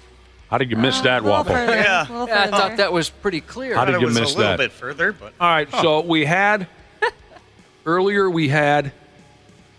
husbands texting in what they caught their wives doing. Now, I have a few texts here. Wives talking about what they've caught their husbands doing. One more husband catching a wife, and then we'll move on. But this was too good to avoid. One more here from a husband catching a wife. I caught my wife with her hair dryer is how you say it. I caught my wife with her hair dryer trying to melt the ice in our driveway. Wow. So she had the extension cords out and Yes. everything. I'll be back in 2 weeks. She had the extension cord. She had the hair dryer out trying to melt the ice in the driveway. Hell, I mean, sometimes when it gets real bad, you'll try any damn thing. Mm-hmm. All right. Now, wives catching husbands. Caught my husband trying on my intimates. No. He was seeing what he looked like in ladies' drawers. Get over it, Ashley. Some people like that type of thing. Get over it. I have never tried it. I can't say I'm opposed to it, but it's never been something I've ever wanted to do. I've seen dudes try it. Like thinking it's funny. Yeah, as a bit. Like a bra or something? Yeah, and it's never funny. To be honest, I never find it amusing. It's just, okay, can you take my underwear off now? You're weirding me out. I'm getting the ick. Man, if I had $1 for every time I had to ask somebody to take my underwear off. You know what? I've tried it before, and I'm not trying to be funny. I'm as serious as a heart attack. Dana, yeah, I've seen you dressed up as a woman, and you make a very, what's the word? Not handsome, the opposite of handsome. Ass ugly? Hot Trish. Caught my husband peeing into his old snowmobile helmet because he didn't want to go upstairs to use the bathroom. When we were kids, we lived on the second floor, and we'd pee out our window all the time. We fill everything with pee. Oh, and it would just enrage my mom. You grew up in a house with one bathroom. I grew up in a house with one. I've peed in every damn thing. Yeah. Either because you had to or because you just were too lazy to, or you couldn't get in there. Out the window seemed all right. Yeah, peeing out the window. Yeah. There were days when you just couldn't get into the bathroom because next thing you know, mom ducks in there. That then was the our old argument. man. Yeah, we lived with. We had 8, sometimes 9 people in the house. It's like, well, where else?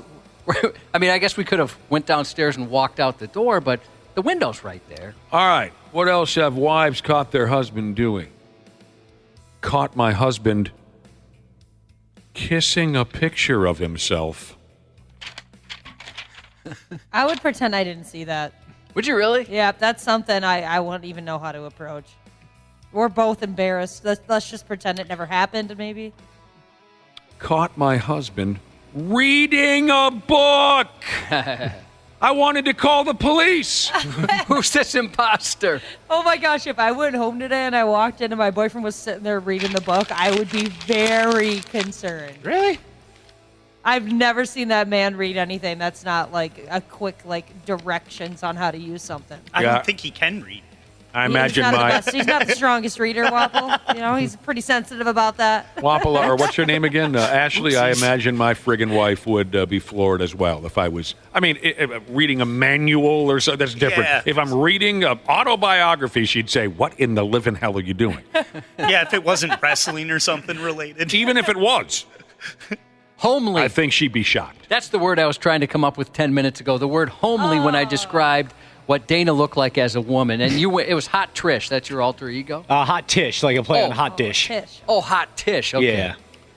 I might try. Maybe I'll try on some of the wife's intimates when I get home and send you guys a picture. Yeah, I was gonna say, you got her to numbers. Keep it going. To keep it going. Got to keep it going after the show. I don't have a Jesus name. I'm just Will. Text to wish his smoking hot redhead wife a happy 4th anniversary today. Happy birthday to Meat Cutter Jesus, who wanted me to say Scott's mom. Happy birthday to the twins, Spencer and Sawyer, turning the big 06 today from Dad, father of 7 Jesus. And happy 40th to Plumb Fool Jesus. Sorry about the Puppy Mechanic song, and we'll see you tomorrow. The 93X Half-Assed Morning Show. 93. The 93X Half-Assed Morning Show podcast is sponsored by Standard Heating and Air Conditioning. New episodes drop each weekday. If your podcast platform has ratings, go ahead and give us 5 stars and maybe give our enemies 1. Thanks, and here's a word from our sponsor. Standard Heating and Air is looking for an accounting administrator and customer service representatives to join their team. Learn more at standardheating.com/careers today.